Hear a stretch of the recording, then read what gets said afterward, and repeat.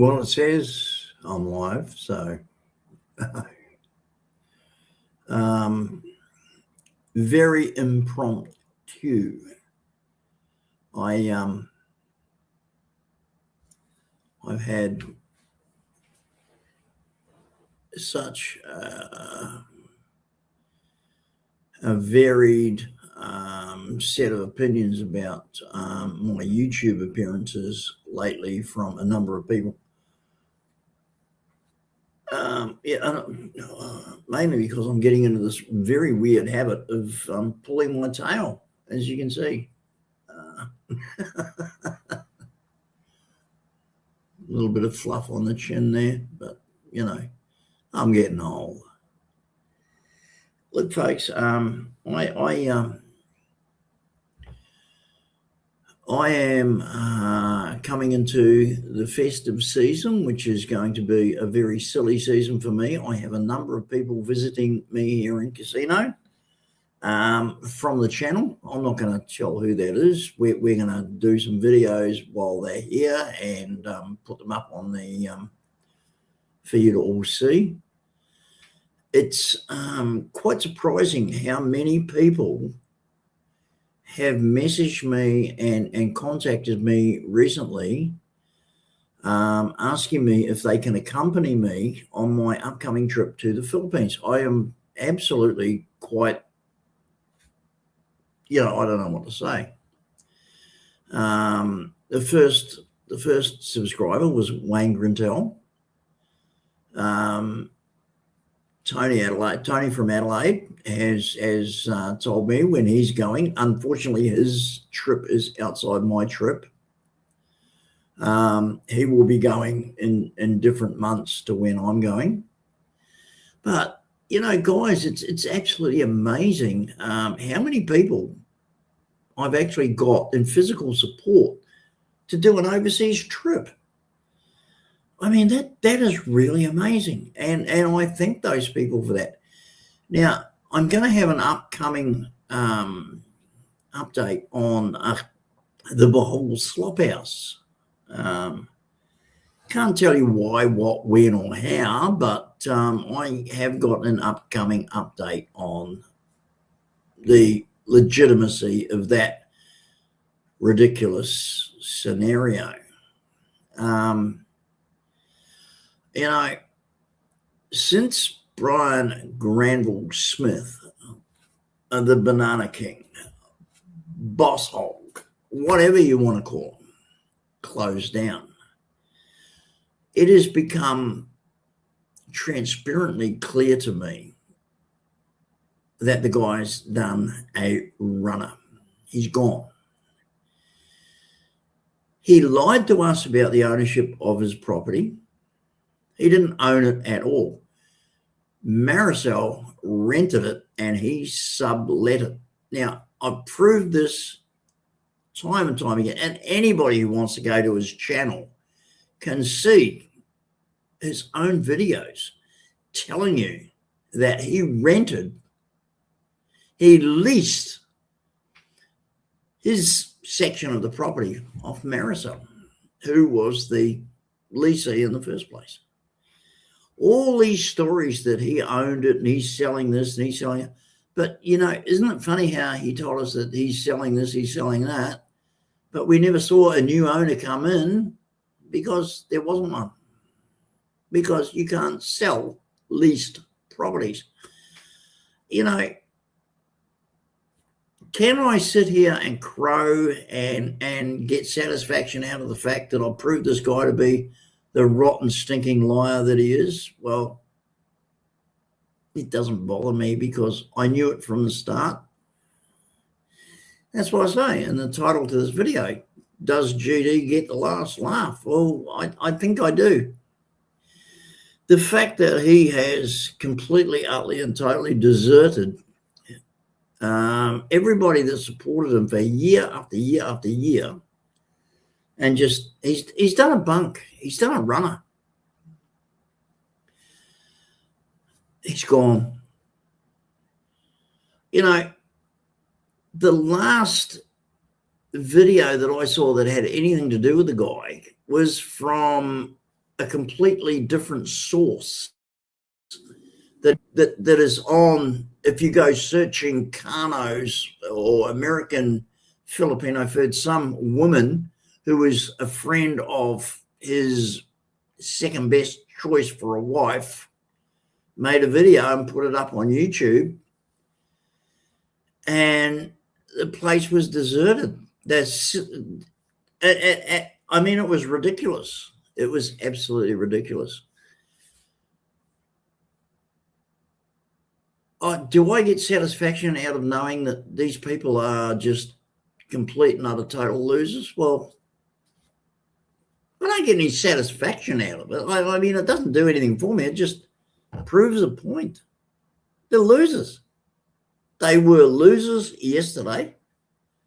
They're losers today, and they'll be losers tomorrow. And that is the entire lifespan and cycle of Brian Granville Smith. Total loser. Now, where's he going to go? Where's he going to go? Is he going to go back to the United States? Because the minute he lands in the United States, there are warrants for his arrest for outstanding financial crimes. He's at it. He can't go back to the United States unless he knows he's going to get arrested. Now, whether he faces 1 or 2 years in jail at his age, I don't know. You know, it's not going to, but he will go to jail. There's no doubt about that for what he's done. He's fled the United States. He's left his creditors, you know, he won't get probation. He'll definitely get jail, and he knows it. And that's why he's gone completely underground. Well, look at me. I'm still here. I always told you people, I'm going nowhere. I'm guilty of nothing. I am a community volunteer who's been awarded Australia-wide for that commitment to my charity that they tried to destroy. But I'm still here. Where is Brian Granville Smith? Now, listen, I'd like to say something very clear here and very partial. The other day, I saw a comment from a fucking moron called Big Tones up in Brisbane. And I replied to that. Today, I've been in contact with the Insurance Councils of New South Wales. I've been in contact with the Police Assistance Line of New South Wales, and I've been in contact with New South Wales Police. And I have charged this guy and given them evidence from what I have of insurance fraud. And if he doesn't like it, well, tough luck. So, Big Tones, you threw your hat into the ring, knowing damn well what was going to happen, and you did it anyway. I'm not going to back down from my evidence that I have that you, alongside my wife's sister, are insurance fraudsters. But you see, unknown to you, while you've been sitting there making stupid shit with all these idiots on the internet, I've had people filming you. And I have those videos to give to police. And they're going to wonder why when health officials turn up to your house,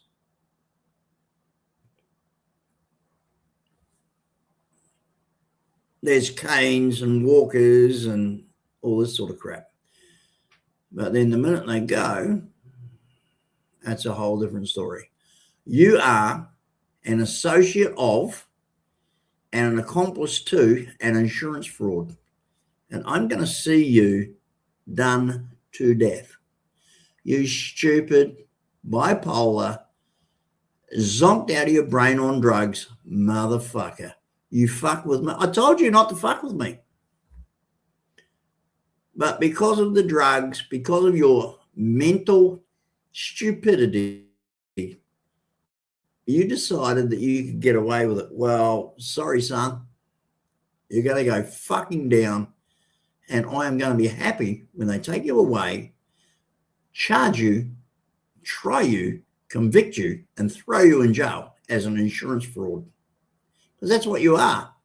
Going along with the bullshit, claiming the money that you're claiming. And I can't wait to see you pay it back. Now, ladies and gentlemen, Big Tones is a mummy's boy who's waiting for his mother to die. That's all it is. She owns a property on the Gold Coast.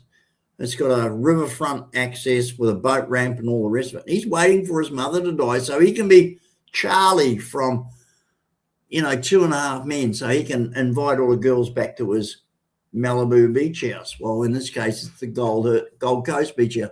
Well, it's not going to happen, ladies and gentlemen, because I've done this motherfucker in the neck. I do not commit crimes. I do not do frauds, but he does, and I'm going to make sure that his frauds and his desire for money come to the court.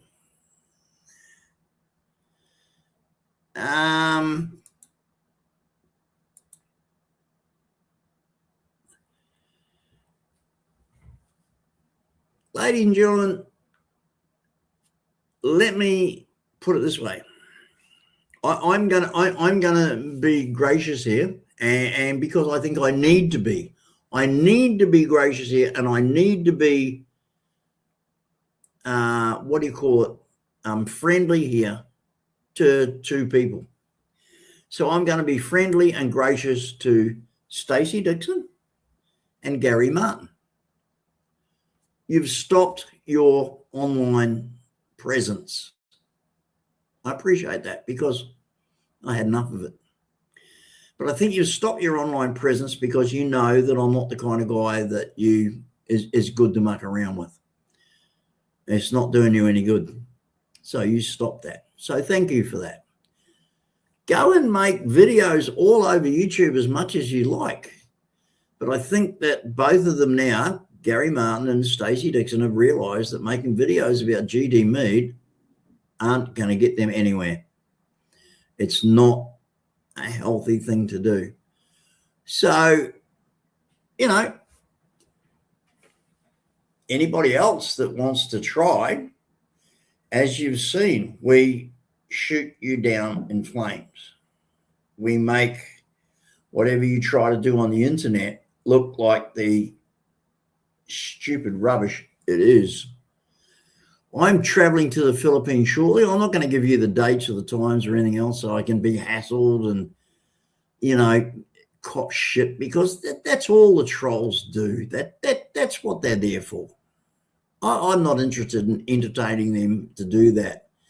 But I will be in the Philippines very shortly. My entry and exit points are varied. I'm going to all over the place. I will be in Mindanao. I will be in Cebu, and I will be in Bohol. I can promise you all that. Am I going there to be confrontational or aggressive? No. I'm going to Bohol to find out for myself what's going on. I have no intention whatsoever of confronting Brian Smith because I don't believe he's there anymore. I think he's done a runner. And unless he's prepared to prove to us that he hasn't, as far as I'm concerned, he's done a runner. His passport tenure has come to pretty much a close.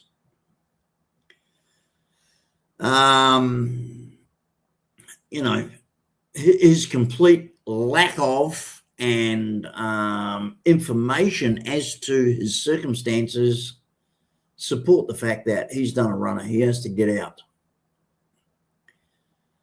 The biggest problem that he had was the American guy, the American vlogger who put up videos about his restaurant. him working there. There is the testimony of another American that he was working there without, ladies and gentlemen, without a 9G work visa, because he hasn't got one. And that is why, ladies and gentlemen, he put it all in second best's name. Now, I have complete and utter total freedom to go to the Philippines and open a business in my name. Everything in my name. I don't need my asawa, my Filipina wife, to sign anything. I can open a business registered fully in my name. So can any foreign expat. But he can't, because he cannot provide the documents required under the law, because they won't be given to him, because he's a cheat, a fraud, and a scammer. So he had to get his second best choice for a wife who sold her here for 200 pesos. Ladies and gentlemen, let me tell you, I don't know the rate for American dollars at the moment, but the rate for Australian dollars is 38.5. So let me do this. 200 divided by 38.5 equals $5.19. So he's made his wife, he's made his asawa sell her here for $5.19. How low, how cheap, how broke, how nasty can you be to make your wife cut her hair for $5.19? And what's that going to do for him?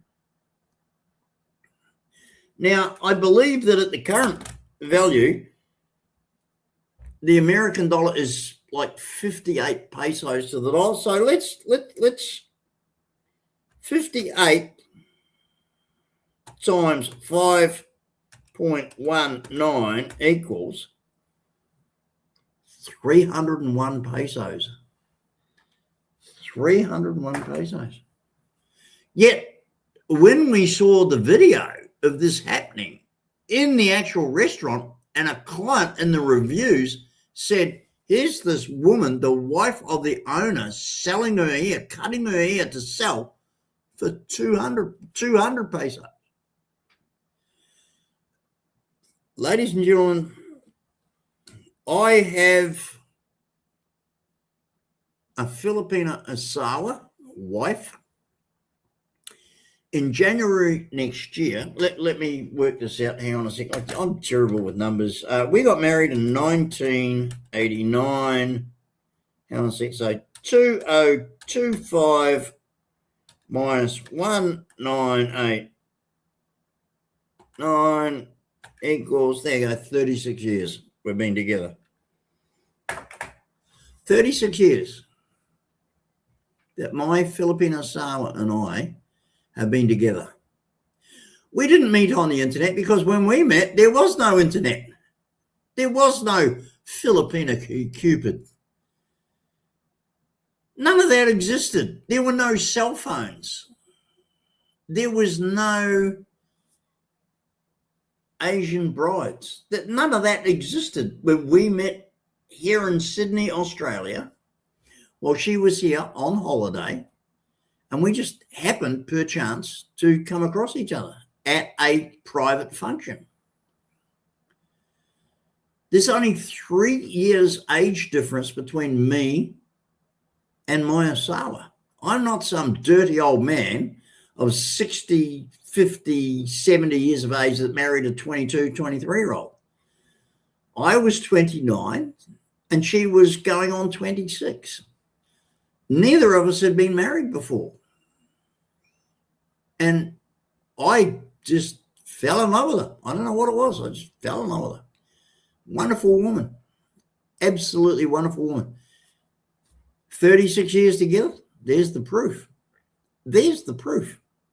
36 years together. I am so bloody lucky.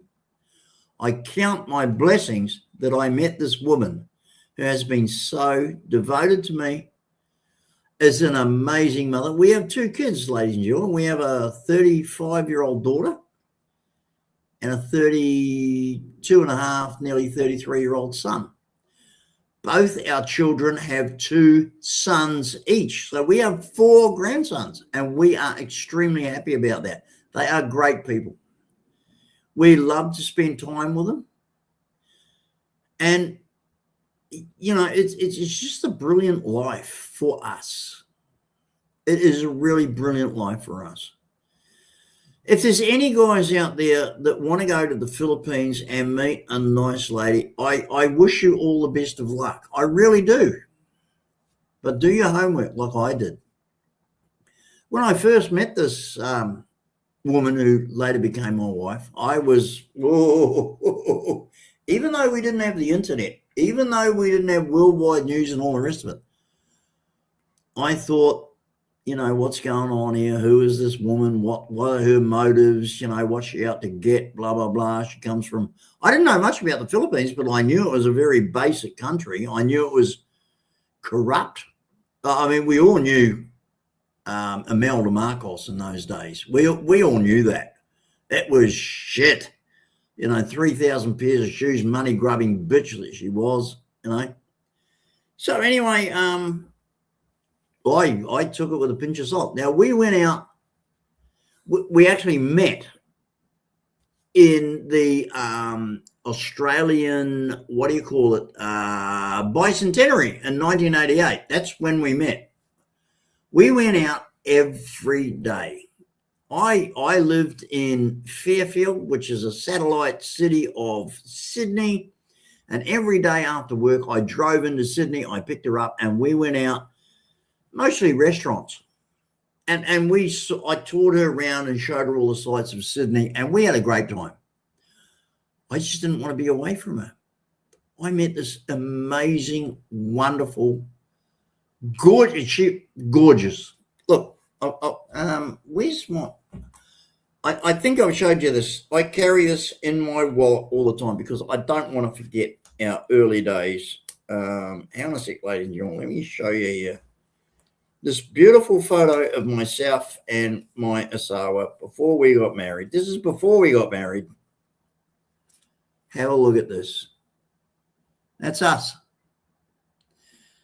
This is 30, what did I say? 36 years ago. That's us. Yeah. You know, I'm 67 now. I met her when I was 28 or going on 29, something like that. I don't know. I can't remember. But, you know, I'd never been married. Here's my first passport photo. I've shown you this before, but look at me now. And look at me then. There you go, folks. That's GD. Unfortunately, you see the shock of, yeah, well, that's gone. And it's a little bit of a different color. So is this. But that was over 30 years ago. But that's my first passport photo. Handsome bastard, eh? But, you know, with my Asawa, we've had a great life. We have worked hard together, and we have gotten to a stage now here in Australia. We own a beautiful home. We own our motor vehicles. We have money in the bank. We have investments, and we're financially secure because we worked hard. Unlike Brian Granville Smith, who all he did was went on the internet and talk shit.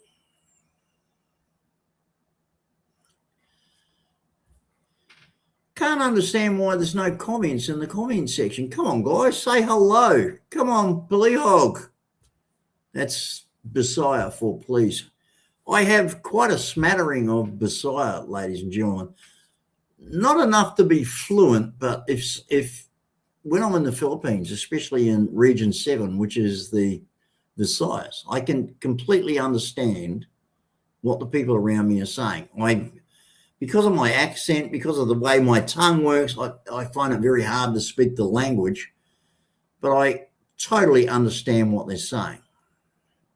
And this gets them really cranky because I'll be at the markets and I'll pick up a piece of meat or a piece of fruit or a vegetable or whatever. And I go, pila. Pila, P-I-L-A-R, is the Bisaya word for how much is that? And they look at me and they go, unsa? Unsa, U-N-S-A, is the word for what? Hey, what the hell's going on here? Unsa. And then when you get blown away by something and you're really surprised by something, you go, Talaga. I mean, that means, are you serious? Like this, the Filipino language, both Tagalog and Bisaya, is so descriptive. And you only need one word. Like in English, we need a whole sentence. In Bisaya and in Tagalog, you only need one word. Pila. How much is that? So how much is that? That's 4 words in English. Pila in Bisaya is 1 word. Unsa is, what is that? What did you say? What are you talking about? 4 or 5 words. It's 1 word in Bisaya. It's really cool, and this is why I get annoyed when I'm in the Philippines and I watch foreigners, especially now this is what pissed me off with Brian Smith. He refused Bisaya. He just refused it. He went in and he would only speak English. Arrogant son of a bitch. He lived there, he's been there 7 years and he would only speak English. Well, I'm sorry, ladies and gentlemen, that is arrogant, ignorant, and just up shit creek by anybody's standards. After that amount of time, you should at least have the common decency to walk into a store and say, Kumusta, maya buntag, how are you? Like that means kumusta, good morning, or how are you, blah, blah, blah. Maya buntag means good morning. You've got to be polite in a foreign country. And if you're not, you're an arrogant prick. Get out. We don't want you. And I have serious altercations with foreigners. I think I told you way back early on in the piece, I was at Manila Airport, Ninoy Aquino Airport, and I'm in the smoking room back in the days when I used to smoke. Filthy, dirty, disgusting, expensive habit. But anyway, that's what all non-smokers say. So I'm in the smoking room and this arsehole turns around and he says to the Filipino attendant, coffee? Yes, sir, because Filipinos are so polite, it's not funny.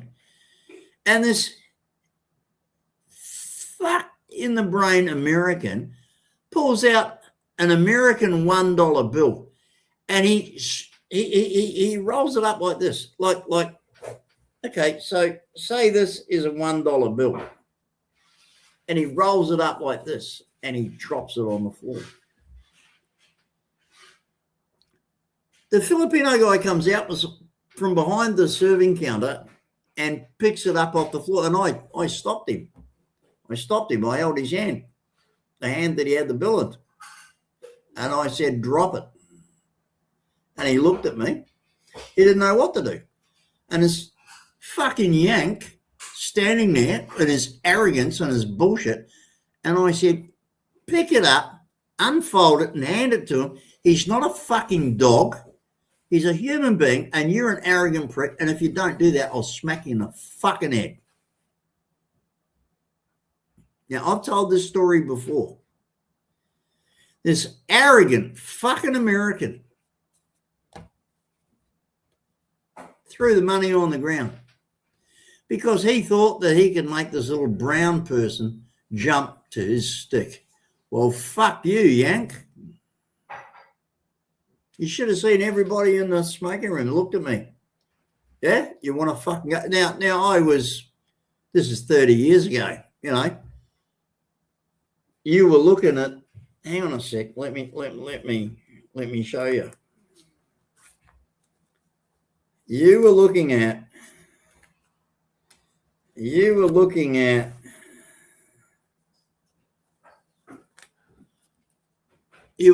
this bloke, not this bloke. You were looking at that bloke. And I had a raging fucking get fucked on. You know, I've never apologised for the fact that I haven't a temper. I can't stand arrogant assholes who treat poor people badly. And this fucking loudmouth American cunt, how fucking disgusting is that? To screw up a dollar bill and throw it on the ground in payment. Now you tell me that I wasn't right to tell that prick to get fucked, because you're never going to convince me that I'm wrong. And boy, didn't he go to water. Like all cowards, like all bullies, he went straight to water, and he picked it up and he unfolded it and he handed it to the guy. And he took off fast. But when I grabbed my drink, I'd ordered English tea because I'm not a coffee drinker. I'd ordered it. And so when that came, I walked through and nobody would fucking look at me. As I walked past all the tables to find an empty table, said, they're all like this. They didn't fucking want to know me in case I got stuck into them. And I would have. If you go to the Philippines and you abuse a Filipino in front of me, I'm going to take the shit out of you so bad, it's not funny. How fucking dare you? I have watched here in Casino, New South Wales, a contingent of over 60 Filipino workers come here to better their lives at the expense of losing the privilege of watching their children grow up. Just this week, I've got a young guy who's been here nearly a year, and after talking to him, I find out that he's got a 3-year-old and a 1-year-old. He's been here 1 year. He is missing out on the golden years of his children's life, upbringing, growing up. And why is that? So he can provide them food and housing and comfort and medicine and schooling in the Philippines. But he's not there. I couldn't do it. I've mentioned this and I've told this many, many times. How many of you could leave your wife and kids and go overseas to send money back to them because you're better off overseas? I could not do it. I haven't got the guts, the fortitude, and the mental capacity. I could never have done that. Yet these guys are doing it. And my heart goes out to them. My heart goes out to them. I am so respectful of these guys. It's not funny.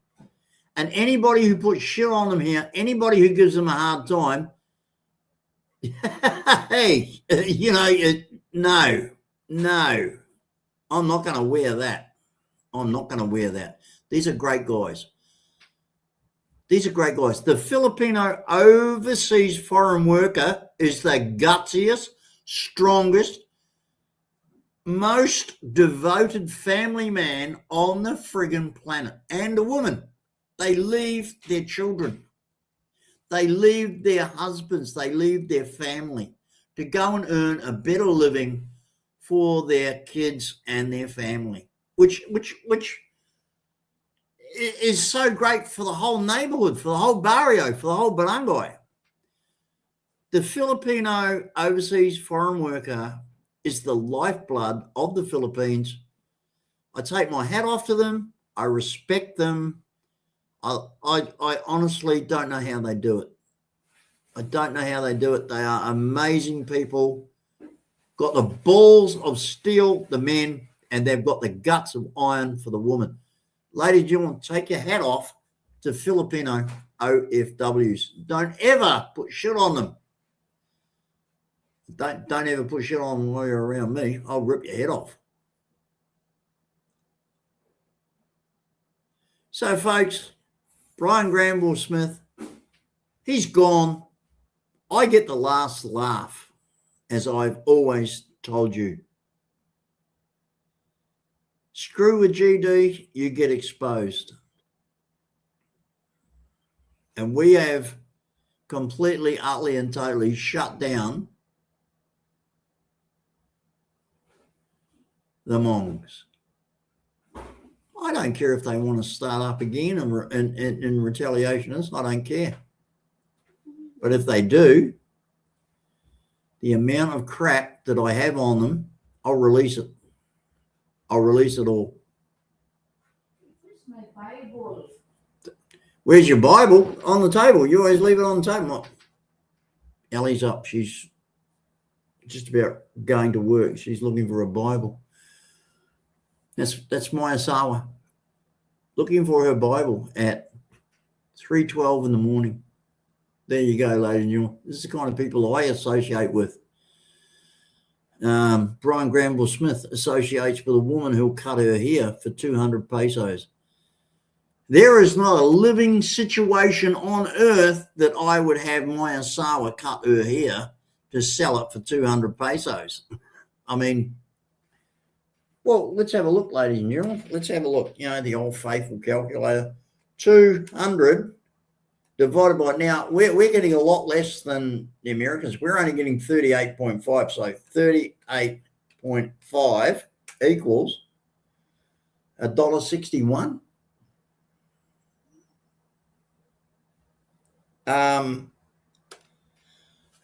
Does anybody out there think that GD would ask his Asawa to cut and sell her hair for $1.61 of Australian dollars? So even less. Now, if you take 200 divided by, I think at the moment it's 58 American equals, how did that work? Hang on. Sorry. I'm hopeless at this. So, hang on. Oh, anyway. So in American money, it's even less than $1. To ask your wife to cut her hair, are you that broke? Are you that sad? Are you that pathetic? And yet you go on the internet and tell everybody that you're doing well. Now, ladies and gentlemen, we will see a video soon from this fool, because the only thing he's got, the only thing that it's anything to do with Brian Granville Smith is his idiot YouTube channel. And unless he puts up a video within 3 months of the last one, that's it. It's finished. His monetization goes. So he's got to put up a video soon. We're not going to see a damn thing from that fool, because he is a fool. That's all he is, a fool, a complete and utter loser.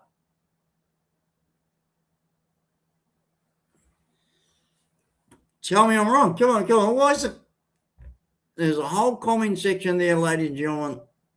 Polyhog. Use it. You know, I don't know what it is. Hang on, let me just put this up here. Hang on a sec. Just give me a second here.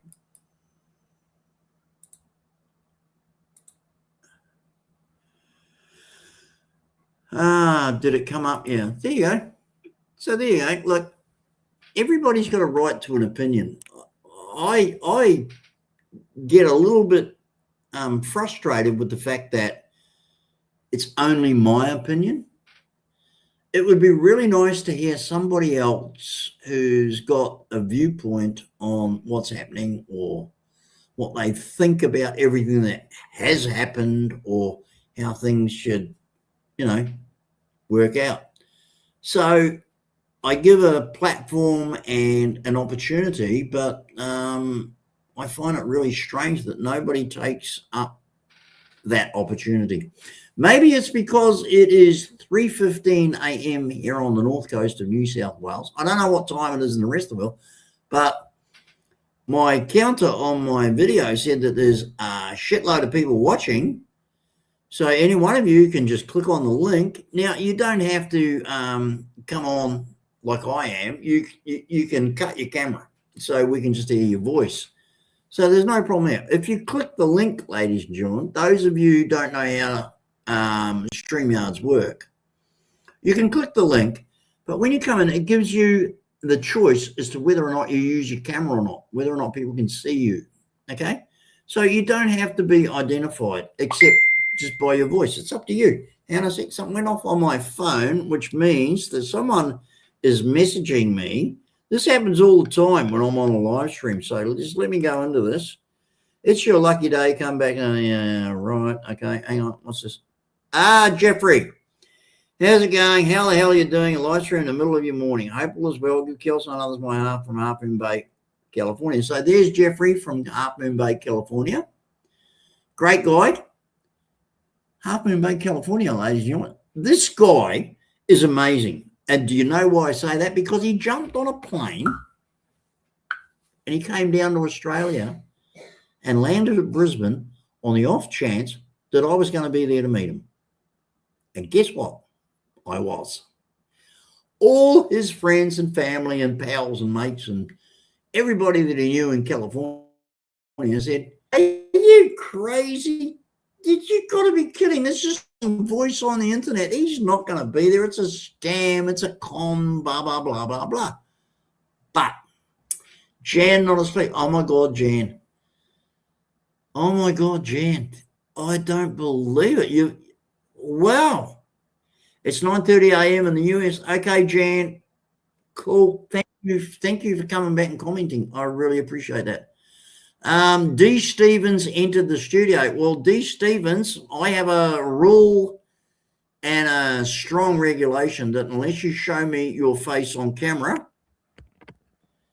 and which I will, hang on a sec. Now, it's nice to have people come in. And what's going on here? I can't get out of this. Just 1 second, Mr. D. Stevens. Just 1 second. What has gone on here? Just let me get my phone correct, ladies and gentlemen. Just give me a minute. Okay, Mr. Stevens. Unless you're prepared to open your camera, I do not allow anybody to come onto my live stream unless they no, and so he's gone. So it was a troll. So there you go. Nobody comes onto my live stream, as you know, ladies and gentlemen. When they come into the studio, see underneath this picture that you see, there's when you click on the button to come in, you come up on a separate screen underneath that only I can see. And then I have to click on that to bring you into the live stream. But when you click on and you click on it and you're blank, you've just got a picture of a dog or a cat or whatever without you personally and sitting in your chair in front of your camera. No, sorry, I'm not interested. Unless I can identify you and you identify yourself, I'm not interested in having you on my live stream, because several times that's happened. And what's happened is, as soon as I click on to let them in, there's a homosexual sitting on a chair in a black leather set of gear masturbating. And that's what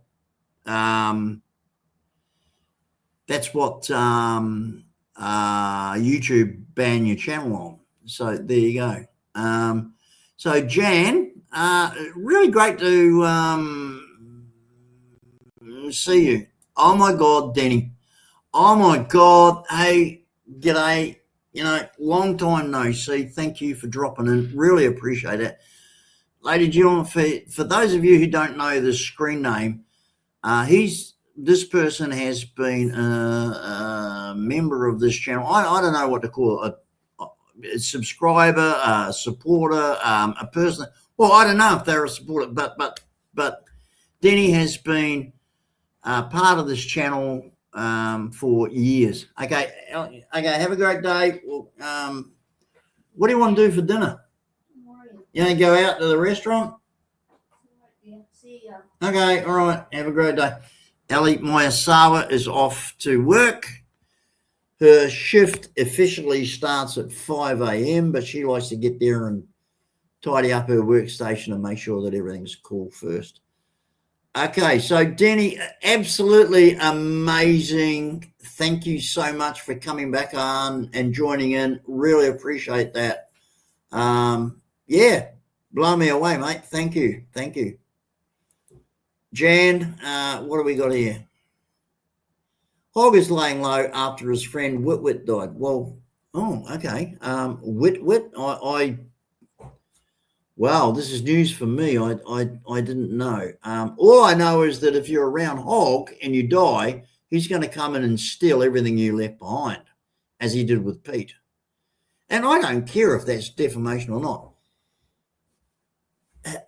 You know, word is coming out that somehow Second Best managed to get Pete to put his house in her name. Now, if that's true or false, I don't know. If anybody's got information on that, please let me know. But according to Scuttlebutt, according to internet rumor, which of course we all know, we don't know whether it's coming or going, but apparently Marisol got him to sign his property into her name. Well, there you go, ladies and gentlemen. No wonder his curtains ended up on the Bible. You know what I'm saying? I mean, look, the bottom line is anybody. Now, you can't deny this. The truth and the absolute fact of the matter is that anybody who's had anything to do with Brian Granville Smith has come off second best, has lost out. Where is Mike and May? Where's Pete? Where's Brian Dubs? Where's, what's her name? Where's Sadai's ex? What's her name? Oh God, I can't even think. She's been gone that long. Her and the kid, you know?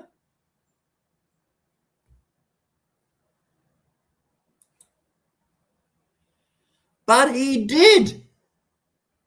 He did. This is the stupidity of it. Life is beautiful. He put the deed and the title of his property in Marisol's name. I mean, yeah, that's right. There you go. Okay, Wit and his brother got shot drive-by. Oh. Yeah, well, you know, if you're going to be associated with that fool, it's not unbelievable. That's right. There you go. There you go. Life's beautiful, Gina. That's right. That's right. And they will sell, Gina. That's right, Gina. Yeah. You know, when I go over there soon, and like, I know I'm being cryptic. I know I'm not telling you the dates because I'm just not going to pre-warn them. I'm going there, but you know, I will be. Gina has, through her channel, she's given her location on a number of occasions. So I will be in Cebu and I will be going to her location. I'll sit there for a couple of days until I find her. And she will see me. Now, she's either going to run a mile, she's either going to scream out loud, or she's going to come and talk to me. I don't know. That's up to her. But what is it? What is it that Boss Hog is holding over Gina that she doesn't on her channel now that she started making videos again? Why does she not say a word? Why is she hiding everything? Why, ladies and gentlemen? I'm sorry, I don't get it. Do you understand it? Because it doesn't make sense.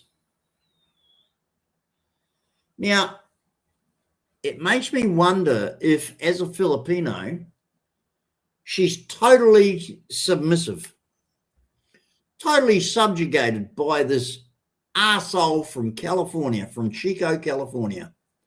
What is it that this cretin, this fat, useless slob from Chico, California, has got to terrify Gina from telling everybody what went on at the Bohovel while she was there? Why has she never, ever said a word? That would take her channel to #1 in the Philippines. I mean, Gina, if you want to earn some money, I mean, my God, put up a video that says the truth of what happened when I was living at the Bohovel. I mean, you will gain 1,000 viewers within 5 minutes. But there you go.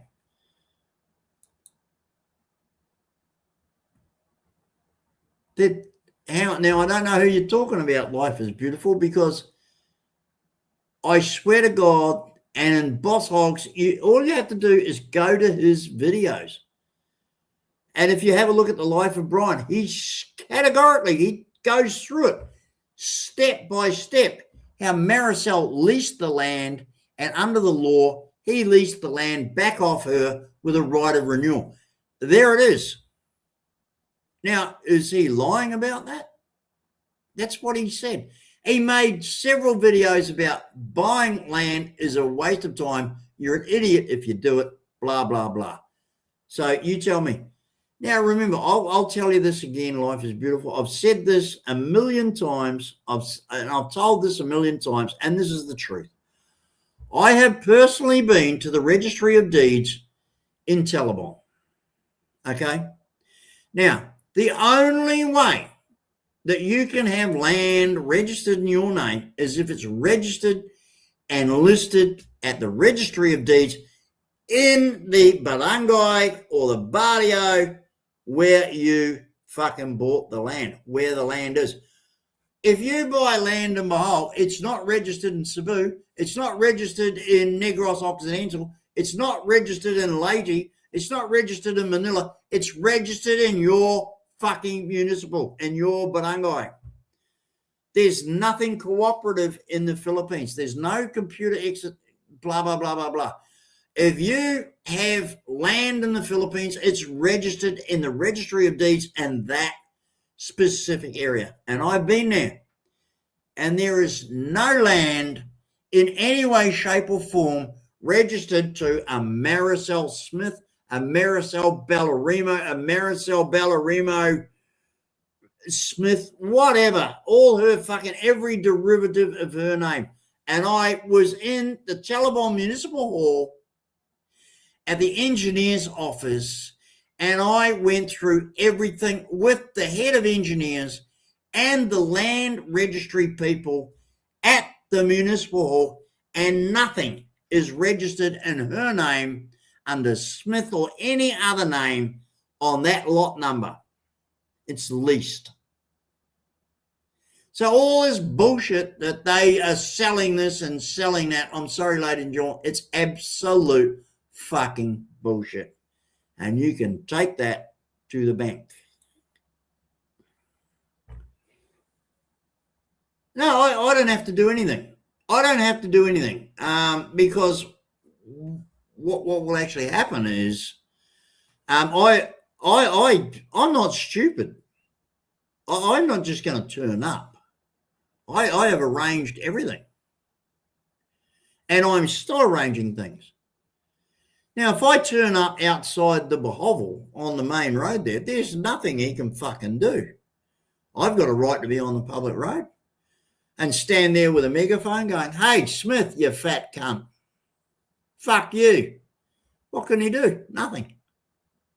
I'm on the public highway. I can do whatever I fucking like. But when I get there and when I do that, there are going to be some very, very, very capable people with me who are licensed to carry firearms. So good luck to the fuckwit. There's one thing about GD, I can afford it and I plan ahead. Yeah, well, like, I can't understand how he was stupid enough to give her the right to put it in her name. I mean, what the hell happened there? What the hell happened there? I mean, seriously. I never watched this garbage channel stuff years ago. I don't need to learn anything from anyone who has failed as much as Hog has. Well, okay, fair enough. But what I do, I got down to the stage where I didn't watch his videos. I just looked at the comments, because that was the crux of the matter. It didn't matter what he said.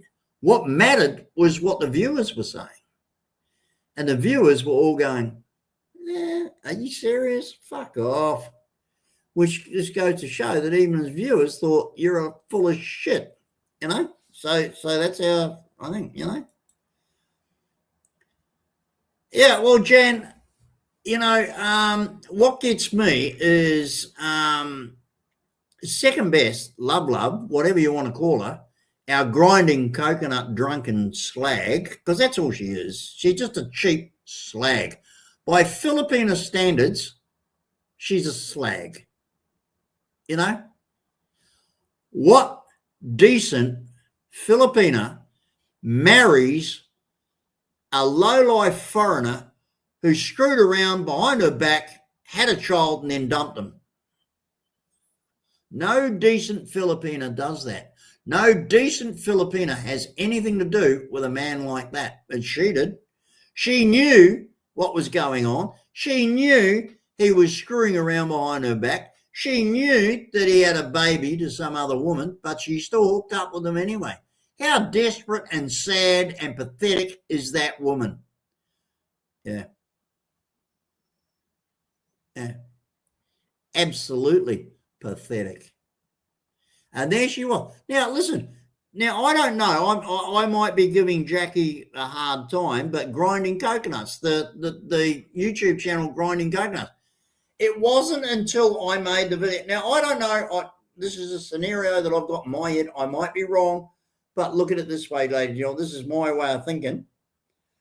I made a video. Here was Brian filmed Marisol drunk out of her brain. She was so smashed it wasn't funny. And she's sitting down on the ground on a piece of concrete with a skirt pulled up around her hairy thing. And she's grinding a coconut on the ground. Now, ladies and gentlemen, anybody who knows anything about the Philippines knows that the asawa of a well-to-do Filipino businessman. Now, this time he was crowing about how he was making millions of pesos out of the fish pen. This is when he was involved with Jason and Jen, and money was coming in left, right, and center. But, funny, we never saw any help. But anyway, so she got drunk one night, and she's sitting there with her legs spread like this, her grubby little dress pulled up between her legs, and she's grinding coconuts on the ground. And I turned around and I said, well, here you go, ladies and gentlemen. Now, that is what you get a yaya to do. That is what you get a maid to do. That is what you get, some local barrio girl to do for 10 pesos a day. The wife of a successful businessman, foreigner, doesn't grind coconuts. It just doesn't happen. But this is the successful businessman that makes her sell her hair for 200 pesos.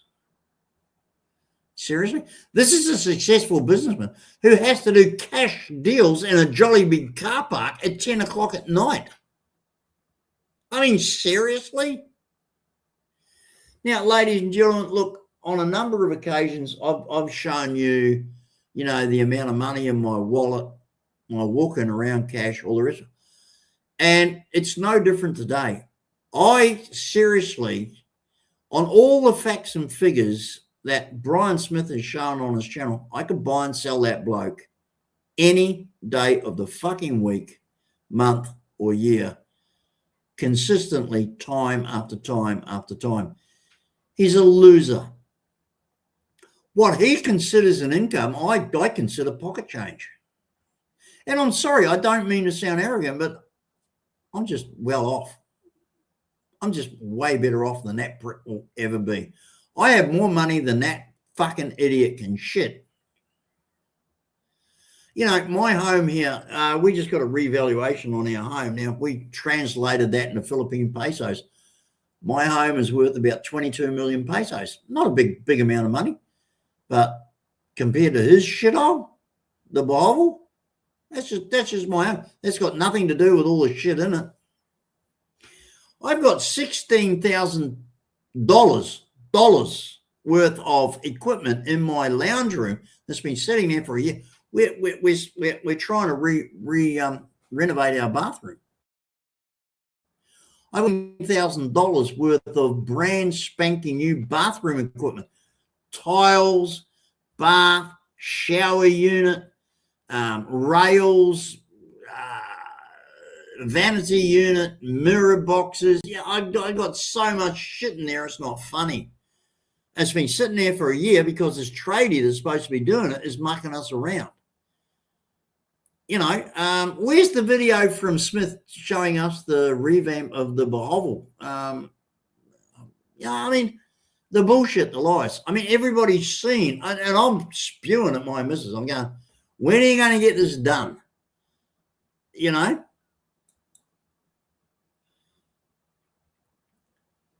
Grinding coconuts will keep me updated. He does a good job. Jackie does an extremely good job. Now,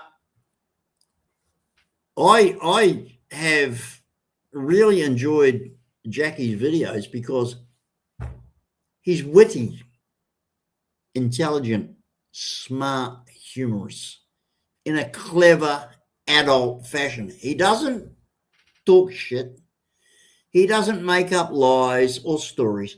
He's a very witty, intelligent guy, to the point as it happens now. So yes, Grinding Coconuts does a good job. I will more than happy back you up on that.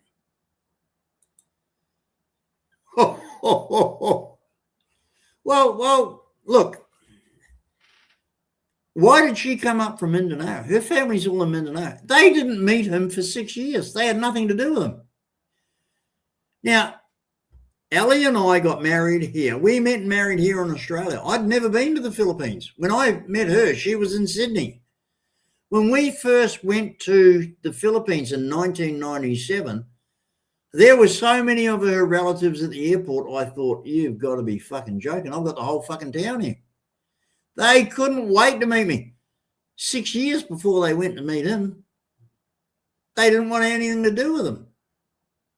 Is that because they're Muslims and he's a Christian? I'll say it to this day. She's a Muslim. Why do you think she gets on so well with that slut of Rizzuto's?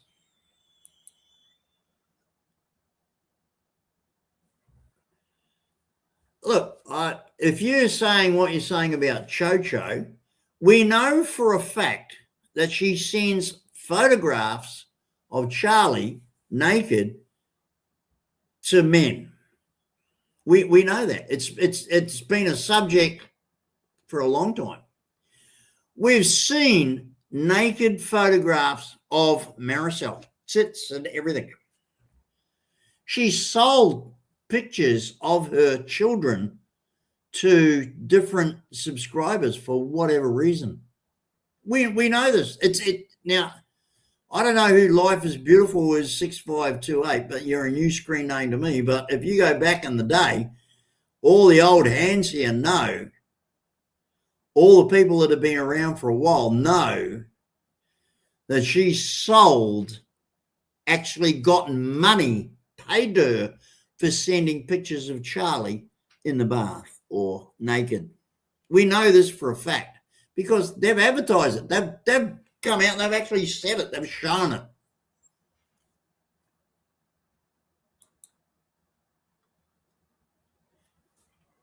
Smith doesn't care about anybody but himself.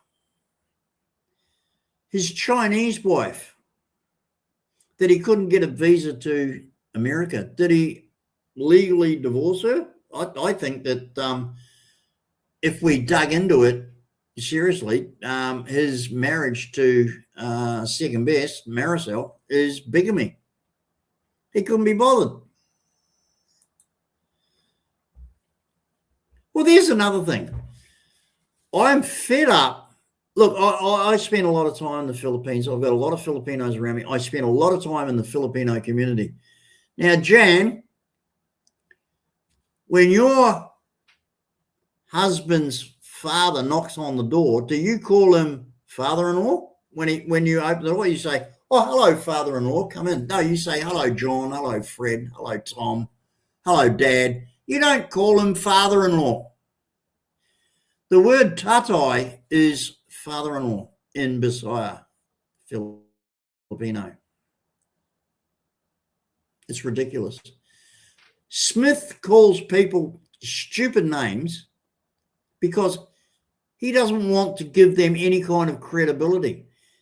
E-boy? Who calls somebody E-boy? But it's not E-boy at all. Ali explained this to me the other day.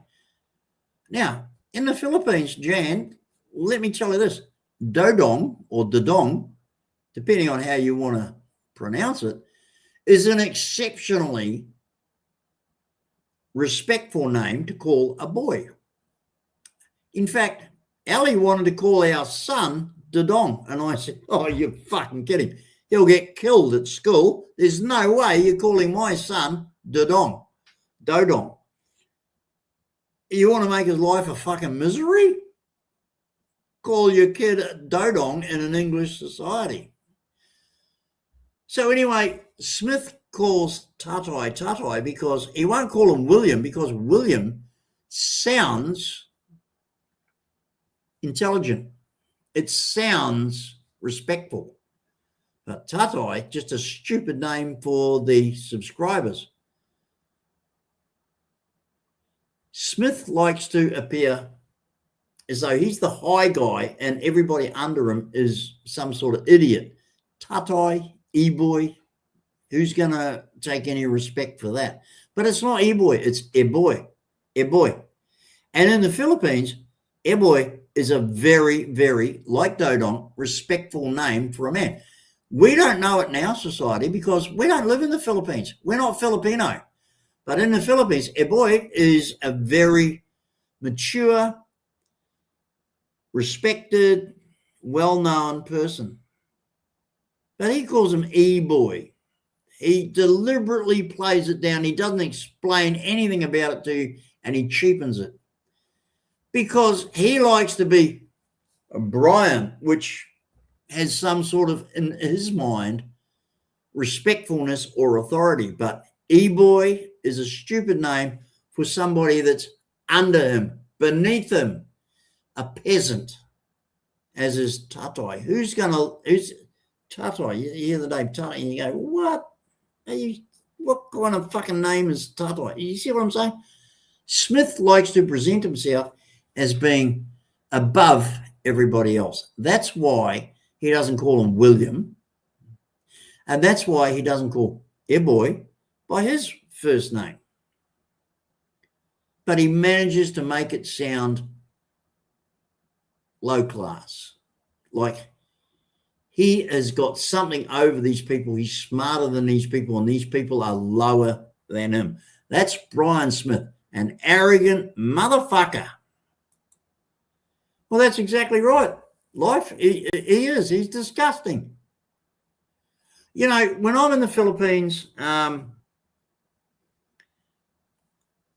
do everything I can to be polite. I'm a guest in that country. It's not my country. I'm not a citizen. I never will be. Getting Filipino citizenship is ridiculous. Okay, you can get an ACR card and all this and permanent residence, but, you know, so when I interact with Filipinos, they get the shock of their lives and they, hey, kumusta ka? Ako si Jeff, my buntag, or my hapon, or my gabi, or my ato, you know, whatever. You know, and when I go to the markets, kumusta, and I pick something up, you know, pila, pila doi, you know, if it's a lady, or pila dong, how much is that dong? How much is that dong? You know, they get the shock of their lives that a foreigner has bothered to have the decency to talk to them in their own language. Now, as I say, Bisaya Gamai, in other words, the Cebu dialect for me is small. Gamai just means short or small or limited. So I'll get into a conversation with them, and when it gets out of hand, I just go, Bisaya Gamai, and they understand. And then you go, hey, Puribama Studia English, and then they will speak English, and we'll go pidgin back. Their Bisaya, my English, and we will make a conversation. But the respect you get for doing that is amazing. So when you go over there and when you're in the Philippines, for fuck's sake, be polite. At least have the decency when you meet a Filipino to say kumusta. You don't say good day, g'day, how are you? You say kumusta. That's the word in the Philippines that they use. They don't all speak English, and this is a total fantasy, ladies and gentlemen. You know, like all these websites, all these travel logs, oh yeah, English is widely spoken. Well, no, it fucking isn't. It fucking is not. And the only people that can speak English are the people who are well enough off to go to school or to go to college, and there's not a shitload of them. And unless you're moving in the circles of the wealthy, you're not going to fucking converse with anybody because they can't speak English. The ordinary barrio folk don't speak English. They can't afford to learn. Fucking, are you listening? You know what shits me is all these wankers. Oh, I'm going to the Philippines because it's an English-speaking country. Oh, you fucking dickhead. Oh, Jesus, I can't wait till you get off the fucking plane and find out you are up shit creek. You know, fair dinkum. And these idiots who go over there and they go, oh, yeah, no problem at all. And they carry a credit card, you know, or two, and think that they're going to swan around the country with credit cards. You dumbass motherfuckers.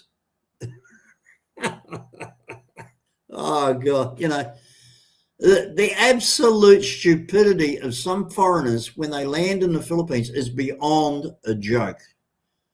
You know, these bullshit YouTube videos about how it is in the Philippines. Utter wankers talking shit. The reality is so totally different, it's not funny. Ladies and gentlemen, I've been at this for 1 hour and 13 minutes. I'm out of here. Thanks everybody for contributing. I wish more people had. You've got the opportunity there, but I don't know why. People are scared of me for some reason or other. I don't know why. I'm a nice guy. We'll have a chat again soon, especially after I return. While I'm over there, I'm going to be taking videos, but I'm not going to post them until I get home. So there you go. And it's going to be an interesting trip. Hey, salamat, sige, sige. Ooh, ooh. Sige, sige.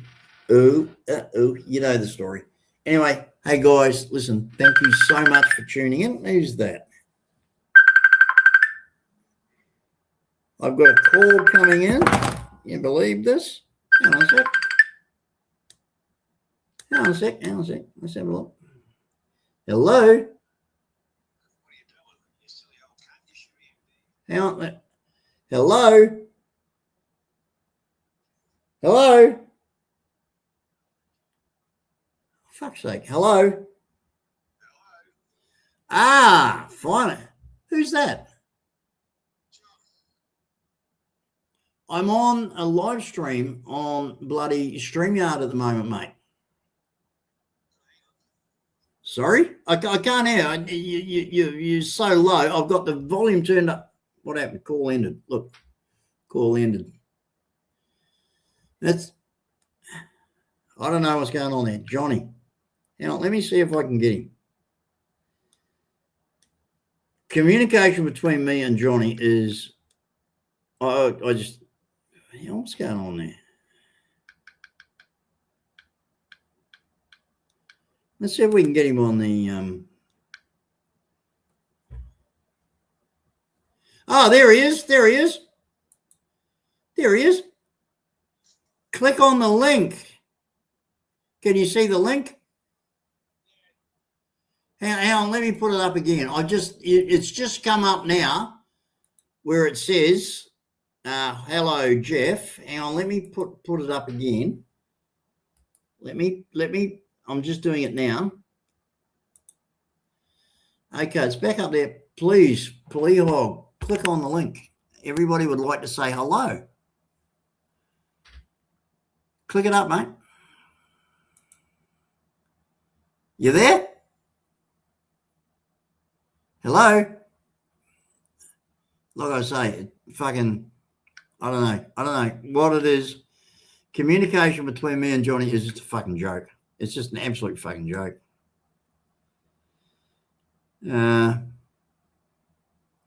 Got another message from Jeff in Half Moon Bay, which I'm not going to share with you because it's very pertinent. So yeah, and you're right, mate. Yeah, I'm not going to do that. So thanks for that advice. You're completely correct. Johnny, where'd you go? See, I hate this. I don't know why this happens.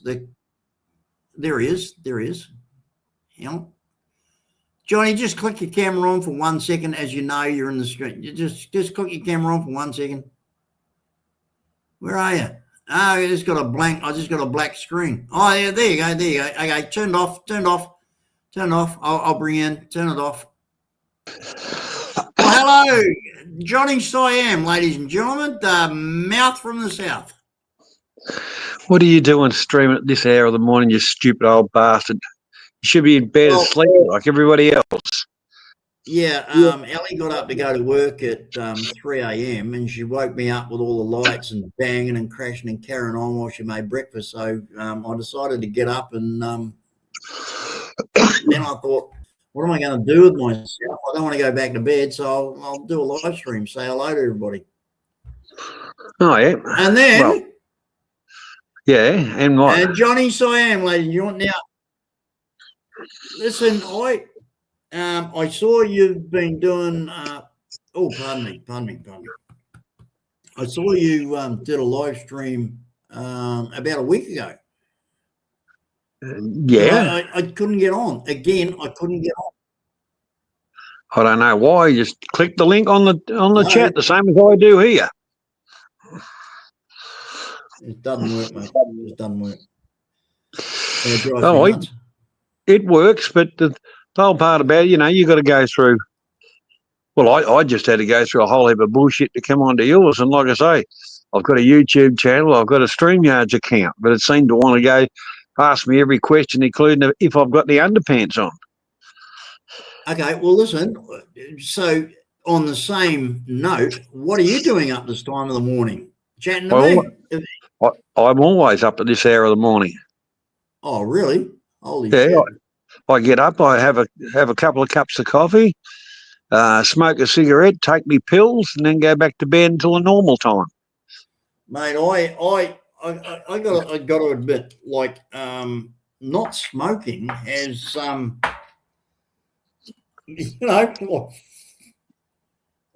haven't had a smoke for 2 years now. Come Christmas Day, 2 years I haven't had a cigarette. And after 52 years of smoking, on one day, I didn't have any patches, I didn't have any counselling, I didn't have any mentors. I just, in one day, stopped smoking. I said to myself, that's it, I've had my last cigarette and I never smoked again. Well, that's good. Which like, I've got no willpower. I really haven't got any willpower. Like, I'm not a very strong person mentally, but I quit smoking because the doctor told me, if you don't, you're dead. Well, and you know, like I just gave up smoking like that. So when people tell me, "Oh, I can't quit, it's too hard, I go, "Oh, you're a fucking idiot." Well, the whole part of it. Look, I've given it up that many times, and taken it back up. But the whole, it's not willpower; it's won't power. Yeah. Well, that's it, Johnny. I mean, remember the old story. Remember the old joke about quitting smoking. Oh, quitting smoking's easy. I've done it 1,000 times. Well, I remember about the bloke that had one lung removed, and he woke up from the operation. And he says, "Well, that's cuts my smoking in half, doesn't it?" Listen, how's your channel going? Are you doing well? Are you getting back into the swing of things? What's news on your channel, Johnny? Oh, we just get together. I did trivia last week. Oh, what? When? Yeah, we did trivia last Saturday. Yeah, so you're doing trivia again? Oh, fuck me, dead. Oh, Jesus. I love that. Well, be around at 9 o'clock tomorrow, Saturday night. You never know what you're going to get. Yeah, well, I got no notifications or anything. Nothing. I didn't know you did that. Well, the whole part about is unsubscribe from the channel, then resubscribe, and you should get your notifications. Okay. Yeah, that's really quite amazing. Now, hang on a sec. I've got an interesting subject here. I'm not sure whether or not I should do anything about it. Bone of contention. So I'm just going to leave it at the moment. I'm just going to leave it at the moment, and well, a difficult situation for me. I approached someone for a certain reason to buy something, and I'd already done that previously. And then what happened, I get an email showing something of a family tragedy, which has got nothing to do with me, and I wasn't prepared for. And to be quite honest, I didn't appreciate it at all. I approached this person for one reason. Their family situation is not my situation. I don't know this person well at all.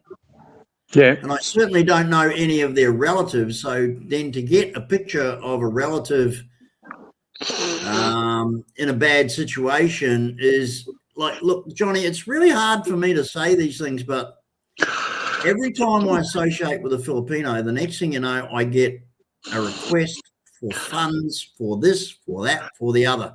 It's either I'm my not child surprised. needs school fees, or the roof got blown off our house in a typhoon, or my mother's in hospital, or something like that. And I'm sorry, that's not my responsibility. I don't think it's appropriate for someone that you approach on one level for them to take you to a completely other level. I don't think that's appropriate at all. Well, we certainly don't do it in our culture. The whole part about it, Jeff, I've kind of met people over there over the years. Next thing they're on your doorstep saying, "Oh, look, I need some money for for electricity. Can you help me out?" Yeah. I need some money for my wife's mother's bloody whatever, or somebody died. Can you, it's like, you're a foreigner. Give me some money. And that's why I used to say, no. And then I was quite happy to support this person and to buy the product that they had off me. But then, like I say, that person sends me a very disturbing picture of someone in a hospital bed. I mean, what's that got to do with why I contacted them? I don't know that person. I don't know. and I just felt like I was being used. What am I supposed to feel guilty that there's someone lying in a hospital bed? I don't know them. I have nothing to do with them. And it's not my responsibility. I'm dealing with the person on a totally different matter. And, to get that kind of email, what am I supposed to think of that? I can't save the fucking world. Well, the whole part about it, my opinion, Jeff, is you just block them from emailing whatever product or whatever. There'll be somebody else selling it, and you just take them off your Christmas card list because they're just going, oh, foreigner. We'll tug the heartstring, Well, the story about the little boy that I brought over here for the heart operation. You know that story backwards, right? Mm-hmm. Now, 6 months after that all happened and I went back to the Philippines, people wanted to shoot me. There were people in the barangay who wanted to shoot me because of what happened to that little boy. And I was the only one that raised a finger for him. Nobody in the Philippines lifted a finger. Nobody wanted to know. They were quite happy to let him suffer and die.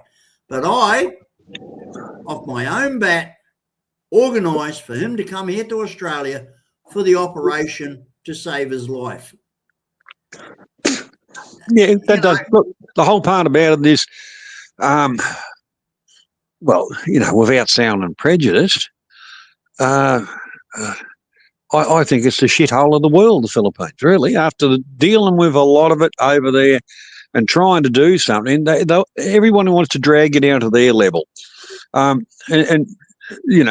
people that go over there, it doesn't take long and they get browbeaten down. Or, there's that many bust-ass broke foreigners sitting on the street begging. And why? Because, you take on one, it seems like you take on everybody in the family group. Yeah, look, I'm 67 years of age. I've done my bit, Johnny. I really have. The amount of time and effort that I put into helping people in the Philippines for what I've done. Now, you saw when Typhoon Haiyan was on and we built the hollow block houses with VPP. I put a kid through high school. I've helped the whole village with their crops and with their fertilizer and with their seeds. I do my bit. But I don't think it's fair for me someone who contacts me to sell me something that they're good at and I was interested in. But the next thing you know, they're sending me pictures of people in hospital. Like I've got to do something about it. Like, do I have to pay the hospital bills or contribute to it? No, I'm sorry. I'm not interested. Yeah, and I really got offended when that email came into my email box. I was dealing with this person to buy a product from their hobby. You know my hobby, the fractal burning, where I put the designs into wood. That's my hobby. I sell that. But I then don't turn around and ask the people who buy it to pay my hospital bills, do I? Well, the whole part about it, you're talking a different mindset. Yeah. Look, it's like any country. There's good and bad. Just the Philippines seems to have their share of, in my opinion, bad. And a lot of it's got to do with families. Well, I think you might remember that a long time ago, I had a $200 a month budget to spend on good deeds in the Philippines. Do you know how far that budget is blown out, Johnny? It's blown out to, my God, the amount of money. And I'll tell you why. The only reason I'll do it, and Johnny, this is true, and you're gonna laugh at this, but the only reason I can do it is because I gave up smoking. I'm saving up to $60 a day in cigarettes. Yeah, I've got extra budget. My budget for the Philippines is now blown through the roof. But now Ellie is pissed off. I don't blame her. Yeah, You know- she's saying to me, hey, hang on. What about us? And I'm going, well, these are your people. They really need it. And she said, well, we need our bathroom doing. We need to upgrade the car. We need this. We need that. We've got to pay our electricity bill, and you're giving the money away. I said, no, I'm supporting your Filipino family. She don't see it like that. She sees it for what it is. Well, I believe that what you should do is that you should pay your own way first. And if you have any residual money, any spare money, then, yeah, you can use that spare money. You know what I mean? All right, let's You pay your right. own bills first. And like we do, I always do. But because I've given up smoking, Johnny, I can't believe the amount of extra cash I got because I'm not buying cigarettes all the time. It's fucking insane. The amount of money you save from not smoking is phenomenal. Well, like I say, I've cut what I smoke down and how much I smoke down. Now, if I was to give up drinking beer, which will never happen. Well, yeah, I mean, mate, we're Aussie men. There's no way. There's no way you can turn around and tell an Aussie man not to buy a beer. You did that. You might as well slit his throat. I mean, I totally agree with you on that. There's no it's just one of those things that if you say a famous word they love in the Philippines is sacrifice. It's all about the sacrifice. It comes from bullshit religion, crap. The thing is, if I've got something spare every now and again, yeah, but I'm not a cash cow. I remember when that cyclone went through, I sent money over there, and then I was getting contacted by others saying, oh, I need this and I need that. I just, severed all ties and said, fuck off. Because like I say, one gets something, all the rest think they deserve it as well. Well, I'm due to go over. I bought and paid for a ticket. I'm not going to tell anybody the dates because that's just going to give the Mongs too much ammunition to make life a misery for me. I wouldn't worry. They can't make life a misery for anybody. The only miserable lives they've got is their own, Jeff. With all their threats and all their shit, that's all it is. They do it to keep relevance. Like I said, we were talking about some of the other fools, Yeah, I can't believe that what I do is so important to so many people that they want to fuck it up. Now, I'm going to tell you something. Now, what I did today, Johnny, what do you think about insurance fraud? Insurance fraud? Yeah. It happens Someone every day. who's deliberately defrauding an insurance company for compensation when there's nothing wrong with them. It's false. What do you think about that? Well, I think it's ethically and morally wrong, but if you're talking about insurance companies, so are they. Okay. Well, I have let this guy, I've let these people slide and slide and slide. I've given them every opportunity to shut their fucking mouth, but they can't because they're Mongs. So I have made a completely formal, detailed complaint to the authorities about insurance fraud that these people are involved in. And the thing is, what's going to fuck them up is I can prove it. They are cheats, they're liars, they're frauds. I've told them 1 million times, stop your shit. Stop talking shit. Fuck up, and I'll leave you alone. But this dumb, bipolar, medicated, mental cunt can't keep his mouth shut. The one thing about it, Jeff, like I say, that's why I was talking about this same kind of thing, a different a different community or different group or people with a different interest, you always get that group that carry on.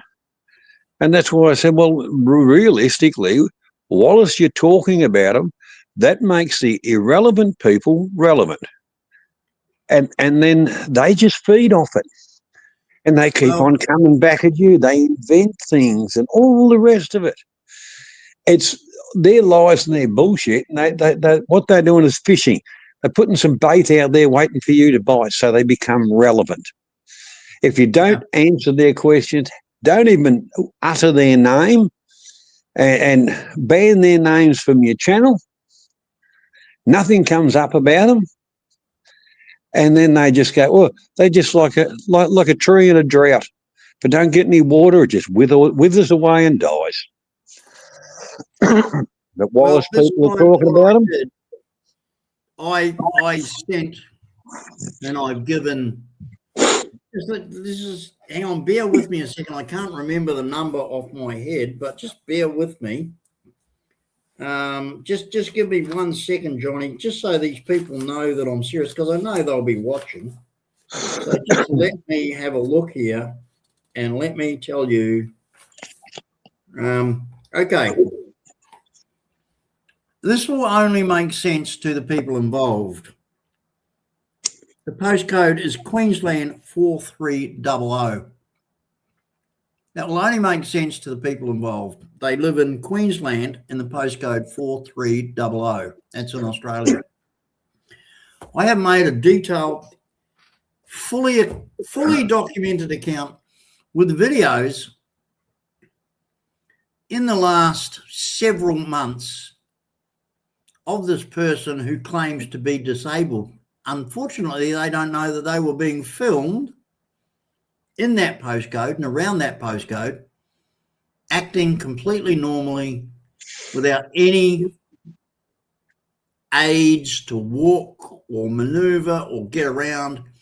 Yet when the health authorities go to their home, they, and they're like this. They're like this,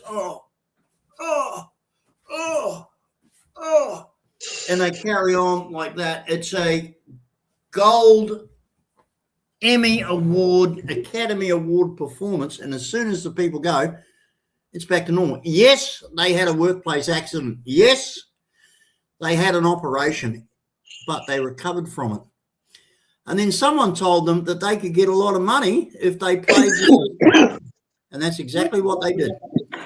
And I have a number of people and video evidence of them completely, utterly, and totally acting normally without a problem whatsoever.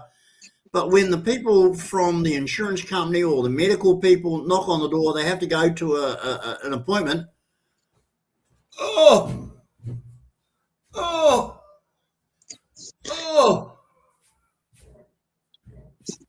You know, Academy Award winning performances when they are with the authorities. But on the weekends, when they're Zumba dancing, when they're at social functions, completely no trouble whatsoever. They're driving there, they're getting in and out of their car, not a problem whatsoever. There you go. Anyway, listen, I have a huge guest to come in. Ernie, can you just click your camera on for 1 second? That's it. Got you, mate. Click it off now. Ladies and gentlemen, we have a great friend from the United States who has been a huge supporter of the channel. Johnny, this is a guy, if you ever want to track some bastard down in America, this is the guy you want to speak to. Ernie, how you going? Great to see you. Salamat, CDC. Ooh. How are you? Hey, good. Can you hear me? Yes, perfectly. All right. Let me just make sure I have my Bluetooth shut off here. Okay. All right. Yeah. Great to see you, Jeff. Been a little while. Well, yes. Now, ladies and gentlemen, anybody out there watching, may I introduce Ernesto as a channel supporter, and I don't know if he's a subscriber. I wouldn't have a clue. It doesn't worry me. But Ernesto has been a great source of assistance to me and bringing me information from the public records and the courts of America against certain trolls and mongs who, anyway, Ernesto is a great guy. I'm glad he's on my side. I'm glad he supported me. Thank you so much for what you've done. You have made my life a lot easier. You really have.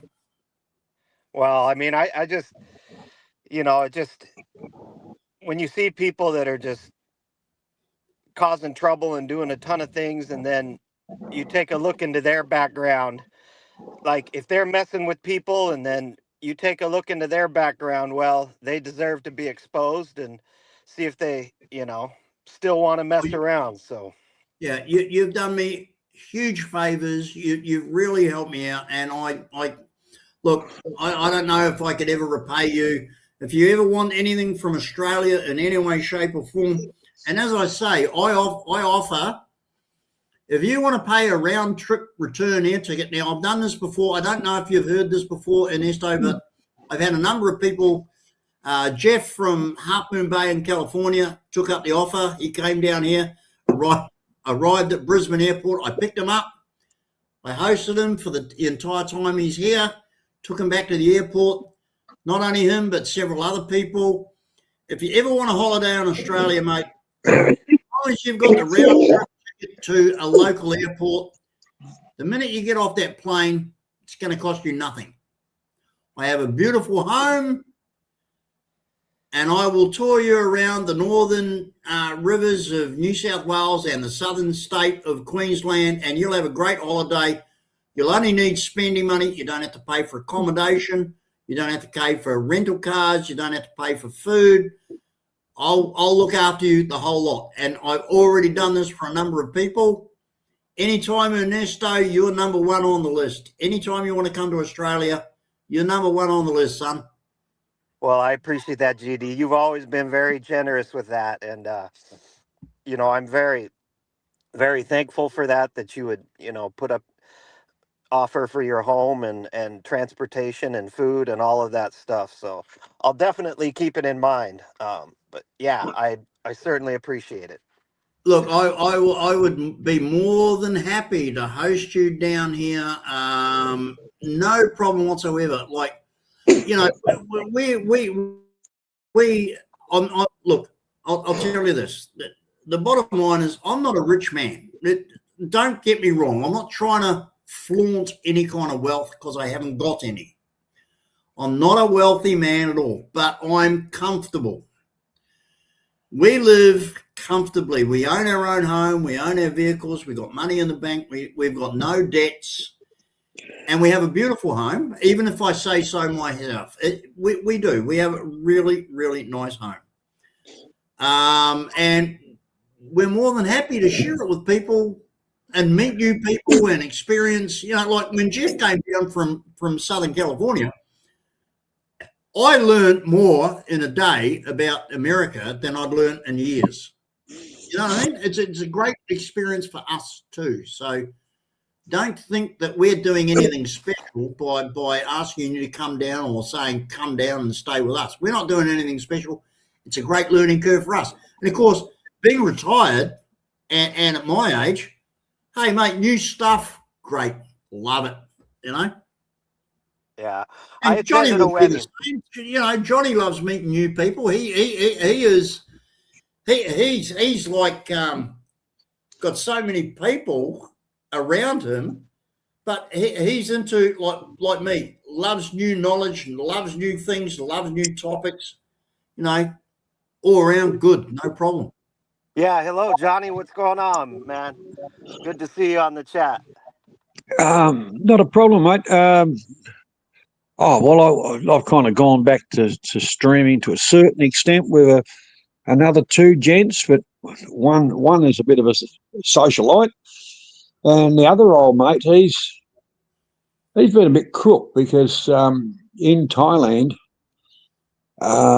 it's the time of year where the air quality isn't good. So he's been suffering a bit, mainly because of the area he lives, the proximity to the to the Bangkok, but going back a year or so ago, we both got pneumonia at the same time. How did you guys synchronize that? That's pretty good. He fared a lot better than I did, but then again, because of the temperatures and stuff like that, because we were in the winter, and it was bloody, where I live is the southern part of Australia. And it gets friggin' cold, as simple as that. So I didn't fare so well, but like I say, air quality this time of the year in Bangkok and some of the surrounding areas is not real flash, and the old mate's having a bit of a problem with it at the moment. So, but generally we turned everything around, and not really drama, although I got into it last week. But that's where I kind of put it to bed and said, what I just said to Jeff earlier on was, while you're talking about these fools, they're jerking off over it because they've got a response. Somebody noted them, then mentioned their names, and that gives them relevance where they're really irrelevant. So it's just a never-ending circle. It doesn't matter what groups you're in; it's all the same. The mentality of the dickhead. That's basically it. Yeah, well, Johnny, when I go back over to Cebu, I'm going to stand in the middle of. What happened there? What? No, sorry. I'm going to stand in the middle of Osminia's Circle on Osminia Boulevard in Cebu, which is slap bang in the middle of Cebu, and invite all these trolls to come down and shoot me, kill me, bolo me, and do me all this harm that they say they're going to do. And you know what I know? Not one of them will turn up. Not one of them. We know that. The whole part about it. This is the thing. Every country's got rules, whatever, about online bullying. And although it's all talk, and if you put a complaint in, and a legitimate complaint, they just go, especially from Australia, that happened over there. Let them worry about it. But they don't. It just gets thrown in the bin as soon as you walk out the door. Yep. Or they say, they've got a mental illness. You say, yeah, I'd like to put a bullet in that mental illness. And YouTube's policies, that's only good when they want to use them, when you won't comply with what they want to do. But you can say anything you like, do anything you like, as long as you join the YouTube partner bloody platform and all this kind of crap. I mean, is it really a thing that YouTube does? I don't know a lot about the algorithm in YouTube, but I hear so many YouTubers say, well, the algorithm has really screwed us, or the algorithm has really tanked our channel. Is it that, or is it just people stopped watching your channel and lost interest? Well, drama always sells, but the thing is, algorithms do play a lot with it. We've especially if you join their partner thing, that means they promote your channel, and we could do a lot more. When you go into your description, you put hashtag this, hashtag that. It's like sending it to the algorithms or what your conversation's about or whatever. When we get on to general conversation, I don't know where it's going. Sometimes it doesn't go in the directions I want. So that's when I hit the end button. But if you wanted to put your little hashtags in there, you'll pull on a lot more. But I'm more than happy with the views I get, or we get.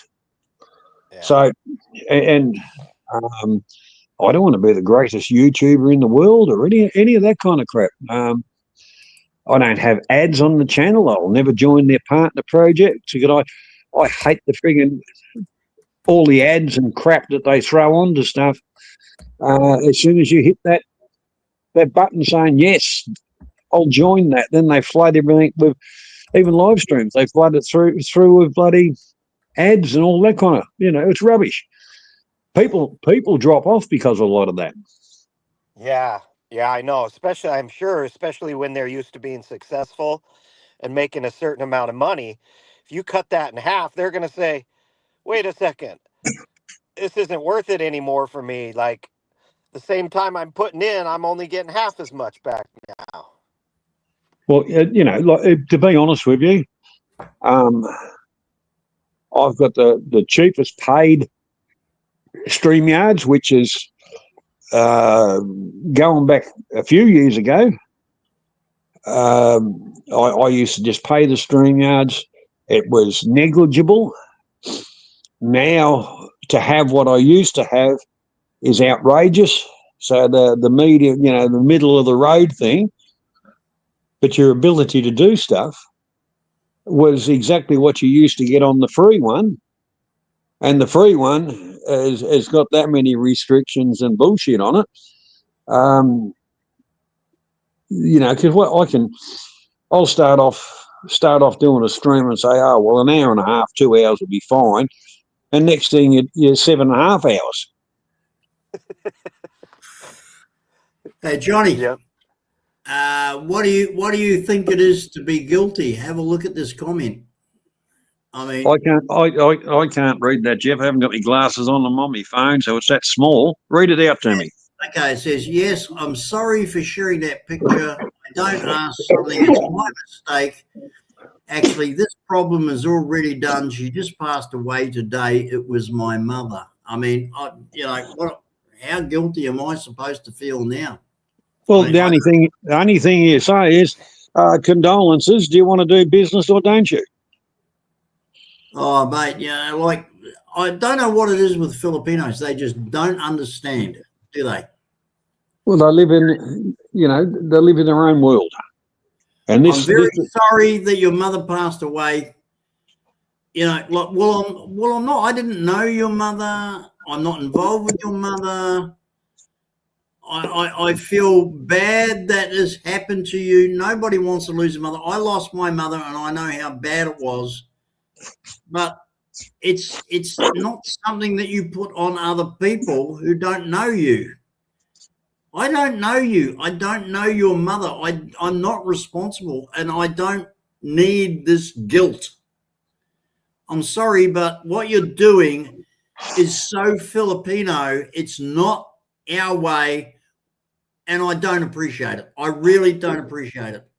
Trying to make me feel guilty. I'm sorry. No, enough. Just stop it.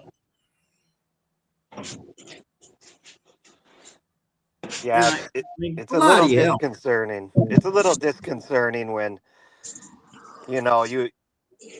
somebody contacts you and then, you start to build some sort of relationship, and then all of a sudden you realize that they were never interested in building a relationship with you. All they were interested in is they had ulterior motives. Look, I never had a relationship with this woman. She sells pictures and art that she makes, and I bought a picture off her a long time ago. I remember that. And I said, hello, have you got any more art? The next thing you know, she sends me this picture of this woman in a hospital bed. I'm sorry, what the fuck?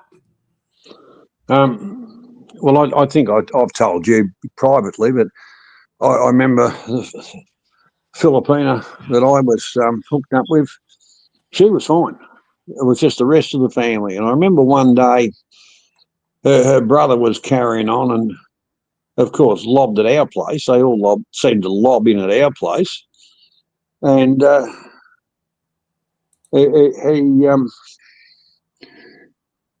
we were going out. And he kind of, well, I'm coming too. I said, no, you're not. Well, the lady has apologised, and look, I'm sorry if I've gone on about it, but it's not our way. It's just not our way. It's not how we do things. I'm sorry that your mother has passed. I mean, nobody wants their mother to pass. My mother's passed, and it was terrible. I'm sorry that happened to you, but it's not my fault, and I'm not going to donate or whatever. I don't know what you expected me to do when you sent me that photograph or told me about this, but I'm sorry, there's nothing I can do to change the fact that your mother's passed away, except say condolences. That's it for me. Yeah, I mean, I think you already were trying to help her by selling her drawings, like telling your subscribers, like, hey, if you guys like these drawings, you let her Yeah, present them on your channel. She showed a few drawings on your channel, and you said, hey, you provided a platform where if anybody's interested, you can buy them here. But then, like you said, it's like that's all you need to do as a good friend. You don't have to do any more than that. yeah, yeah. Well, she's very contrite. She's saying that she's sorry. That's fine. That's cool. Yeah. I'm willing to let it go, but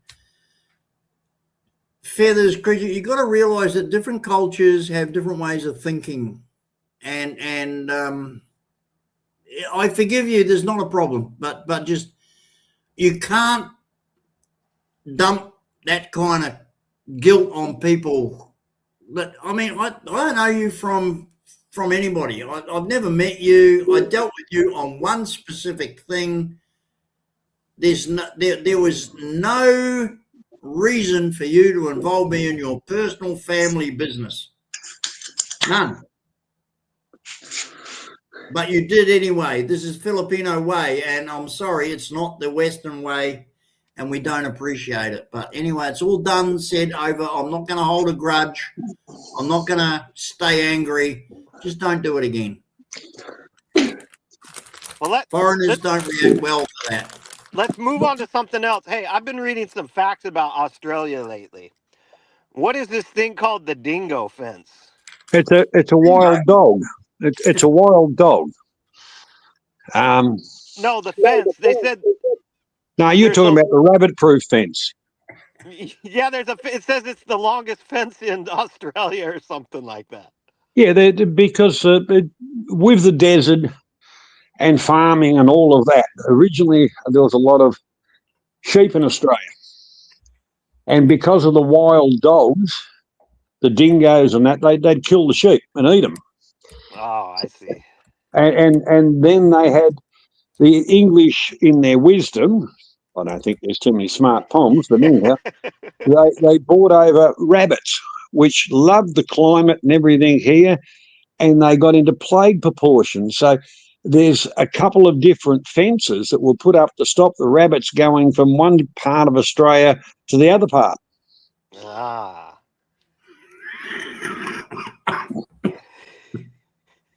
So it's all about those rabbits, huh? Well, it was rabbits and dingoes.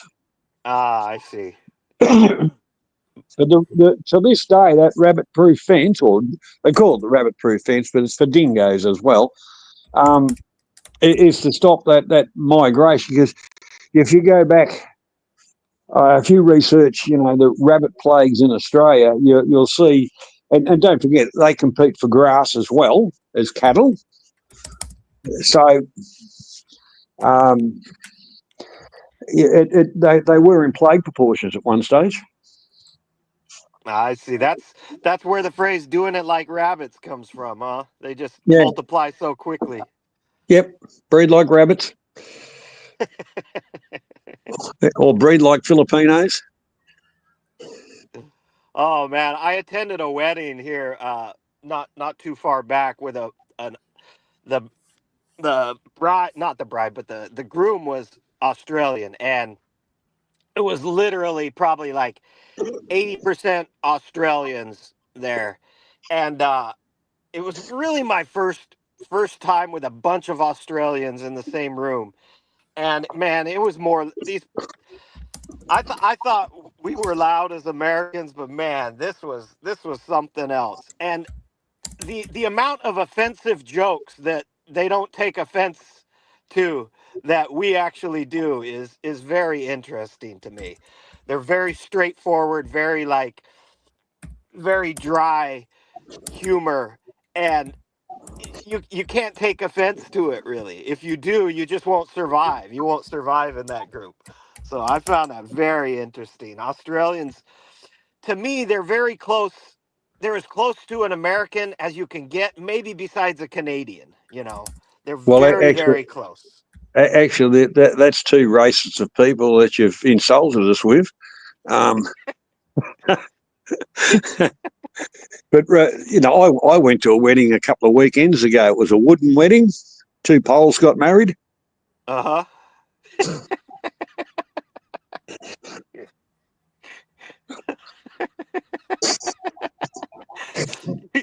Oh man, was that a one-liner, or were you going somewhere with that? No, that's a one-liner.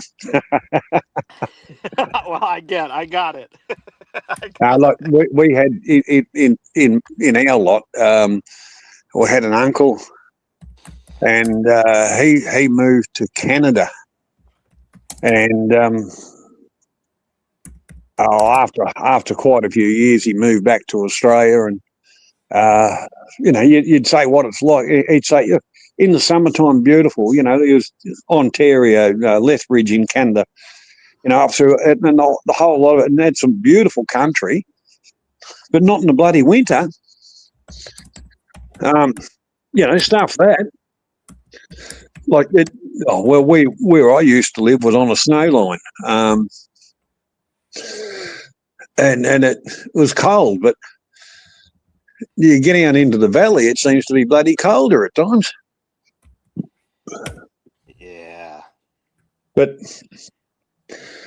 I suppose one thing about the Australians is get together on the weekend with your mates, have a barbecue.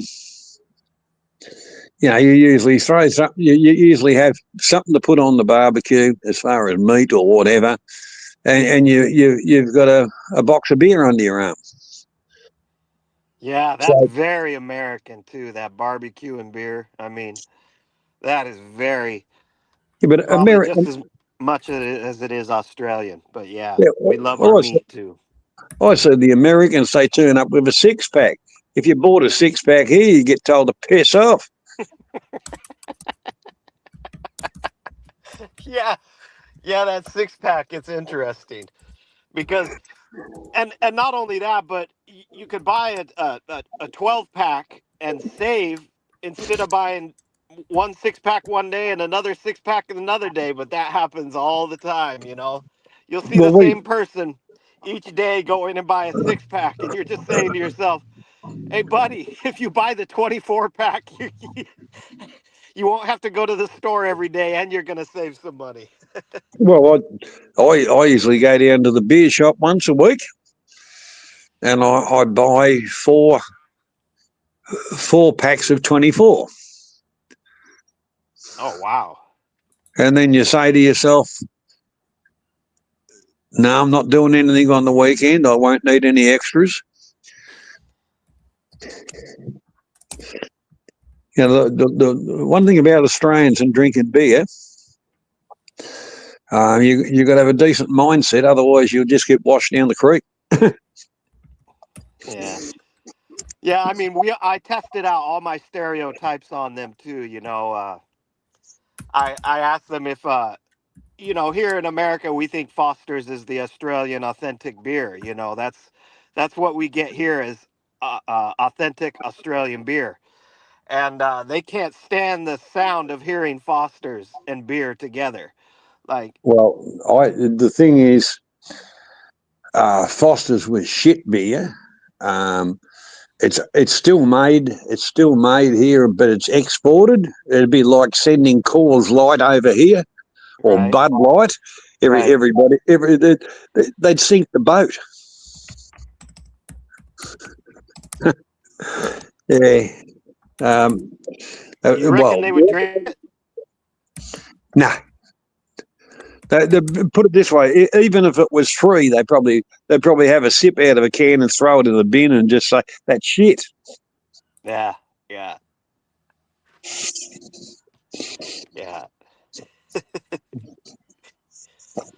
Yeah, we think Foster's is the real deal. Well, the thing is, Australia is somewhat like America. America's made up out of 50 whatever it is states. Well, Australia's made up out of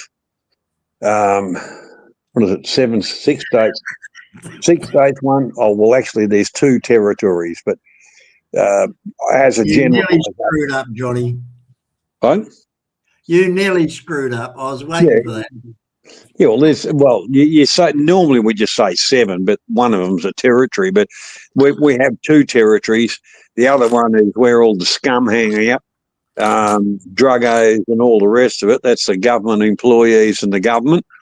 But the real part about it, it's like 7 countries. Each got their own breweries. People that come from those areas, they think that's the best beer around. But the one thing about it, the beer I drink, as far as Victoria, there's 2 of them, and you can get them anywhere in the country because they are very, very popular. A lot of the other states, you can only buy the beer in the state because no one else in Australia will drink this shit. Kettles, you're thinking of New Zealand. The Kiwis have got the sheep, mate. Well, there's more sheep in New Zealand than there are people. The sheep outnumber it, and hence when the sheep vote, that's when your government changes, and then the people turn into sheep. 5.5 million people in New Zealand, 66 million sheep. Well, what's that tell you about the breeding ratio, Jeff?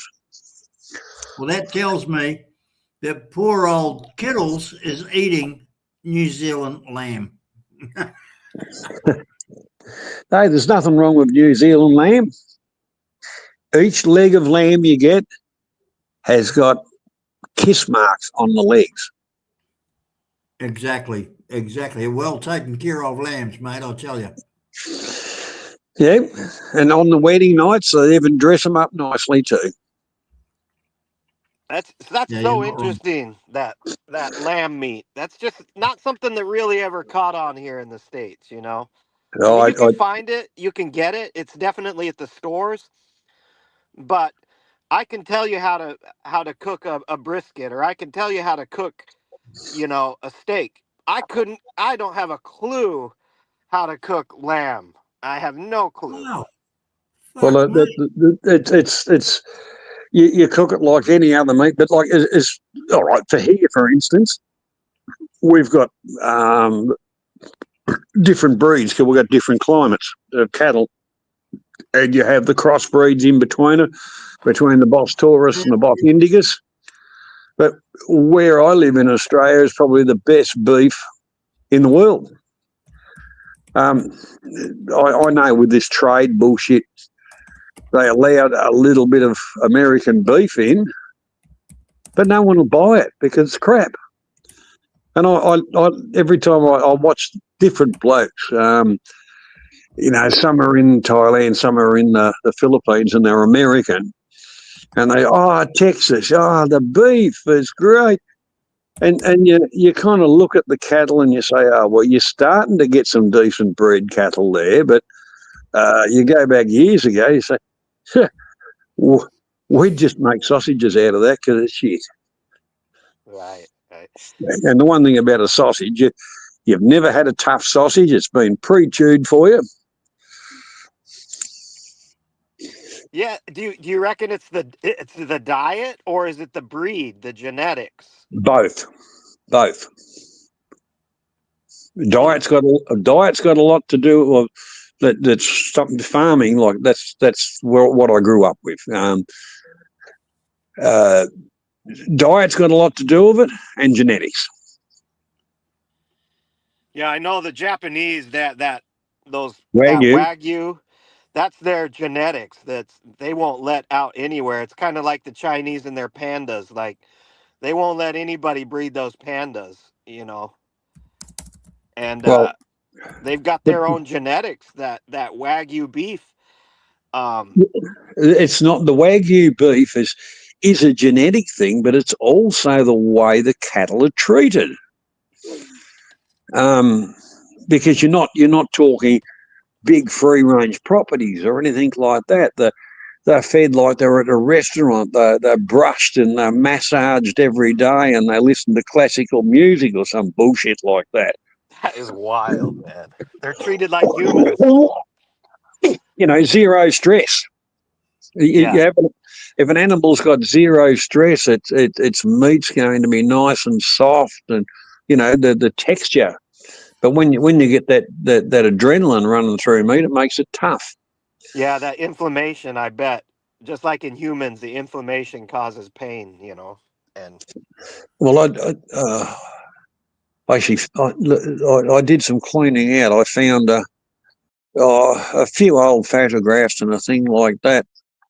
I used to have some free range chickens, and they were penned up of a night, and for their own safety as well. Another wonderful thing that the Americans gave us, foxes. But they were penned up overnight.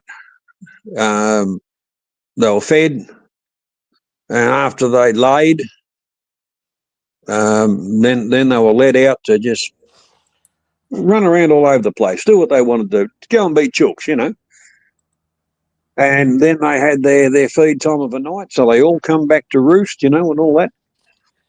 And I used to have a radio, just local radio station playing in the background, and they were very happy little chooks. And then one day I picked up the eggs out of the nest, and I thought, geez, that's a big egg. And I remembered seeing something in one of the rural newspapers about an egg and a record, whatever. And I rang them up and I said, oh, mate, what did that egg weigh? And they told me, and they said, why? And I said, well, I've just gone down and got collected eggs, and I've got an egg that actually weighs more than that. So next thing, and that would hit the media and all the rest of it. And I actually found the newspaper clipping of that article the other day. It was funny as. You had an egg the size of a basketball. No, not really. I did a couple of typical Australian, a couple of smart asses. I was over the local pub type of thing, bar, whatever you want to call it. And one bloke snuck in and put an emu egg in the chook nest. And I kind of got home the next morning and go, oh yeah, smart asses. But we were always pulling pranks on each other. It was just fun, light-hearted life, Yeah. The pranks these days, man, they're vicious. But yeah, I mean, like as kids, you used to pull all those pranks, right? We used to take the purse, empty purse, and like stuff it with newspaper so it looked full, and then you tie it to fishing line and a fishing pole, and you put that thing out in the middle of the road. And when someone drives by for it to reach for it, you reel it in, right? Like those are just little pranks we all did. Oh well, the dog shit in a shoebox that's burning on somebody's front doorstep when you ring the bell. Yeah. There's a name for that. There's a name for that prank. I can't remember it. Yeah, I can't remember. It's something steaming something. I can't remember for that prank. Yeah, well, another one we used to do is you get a drawing, what we call a drawing pin. You'd call it a thumbtack, and a piece of fishing line, and you get a fishing sinker, which is a lead ball, and you push that into somebody's door, and then you pull it back, and of course the lead ball's going to go knock, knock, knock. And they open the door and there's no one there. Then they close the door and the thing goes knock, knock again. And you just sit back and laugh your tits off about it. Yeah, that you have to hide across the street and watch. You can't just leave. But it was hard to do stuff like that where I grew up because there was only 6 houses in the town. That's true. GD, you're gonna strangle yourself, my friend. What are you doing over there? You wrapping yourself up for I don't Christmas? know. I found this thing, and I used to have it up in my office when I had the office running, but the office is all stuffed up at the moment. You want to see it? It's unbelievable. There's so much stuff in there. And then one of these was on the shelving in the office, and I took it down, and I didn't know what to do with it. It's just a little USB thing, you know. And Merry Christmas. It's Christmas. Let's have some Christmas lights, you know. Oh my gosh. Make the place look happy. You haven't Actually- even been drinking, GD. What's got into you? Well, you know my problem, and look, a lot of people know my problem. I'm 67 years of age, but you see, my problem is I never had much of a childhood, but it's been a fucking long one. So what do you Yeah, think? Oh man. Merry Christmas, Happy Christmas, Merry Christmas to you. I mean, this looks pretty cool, I think. All right. Well, there's history for you. Where was Christ born? Well, certainly different. Bethlehem.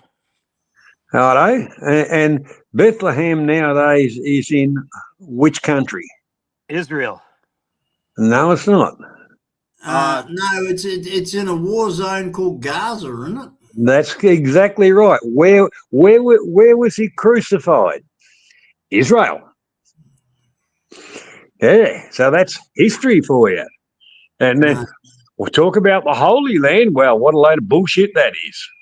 Yeah. Isn't it funny? Like I saw this thing on YouTube. Oh man, the you other better day. be careful. Man, they're gonna cancel you in a heartbeat. You talking about the Jewish people like that over here? Oh, No, I wasn't.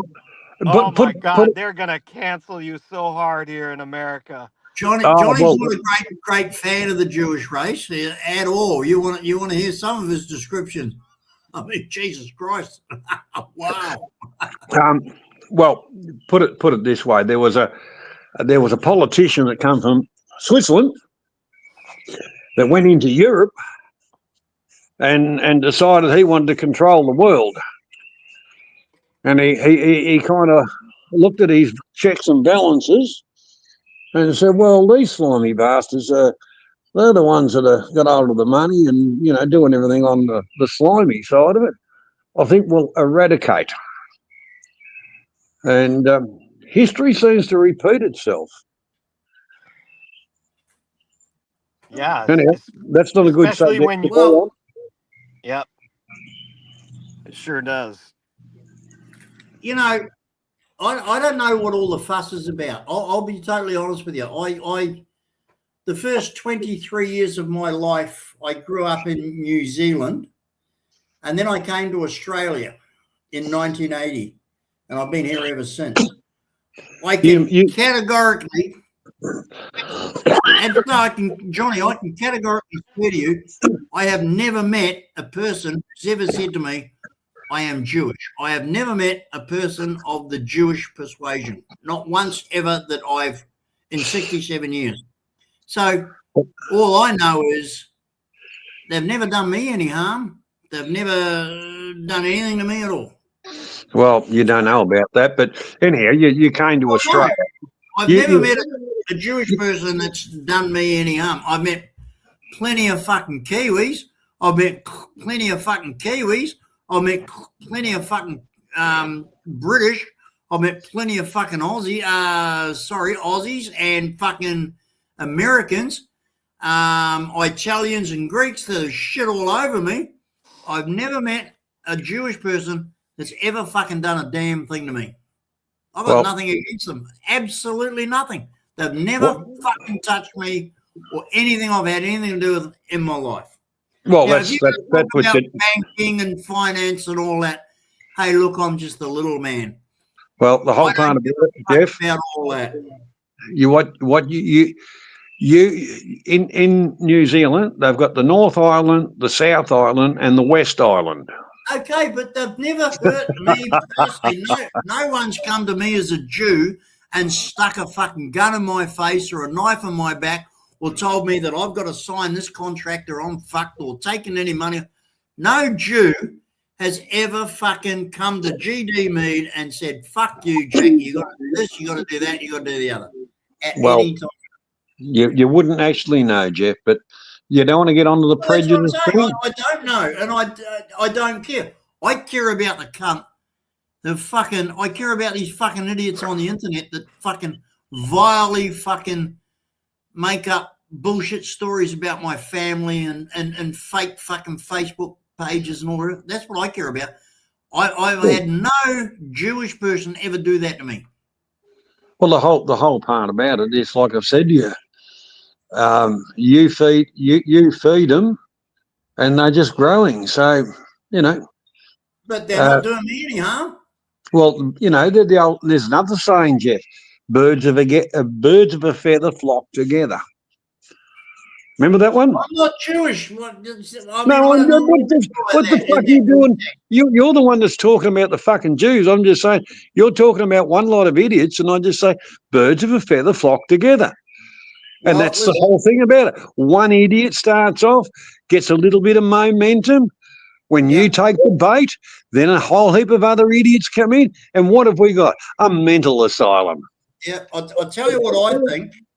The last thing that I would ever do as an intelligent person who purports to have half a brain, the last thing I would ever do is put shit on Israel. You know why?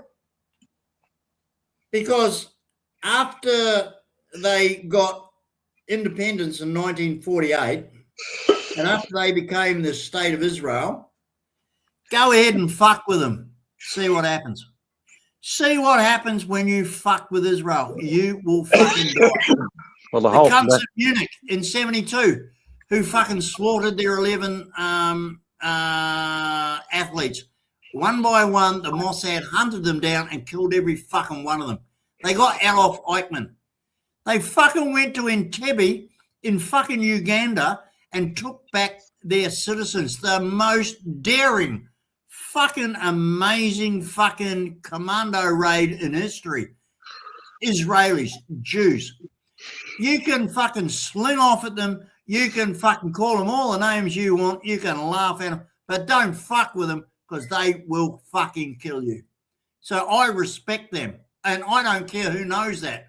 I'm happy to say that the Israeli race, after fucking thousands of years of being a whipping boy from every civilization on the world, whipped them, beat them, enslaved them, killed them, used them as beasts of burden.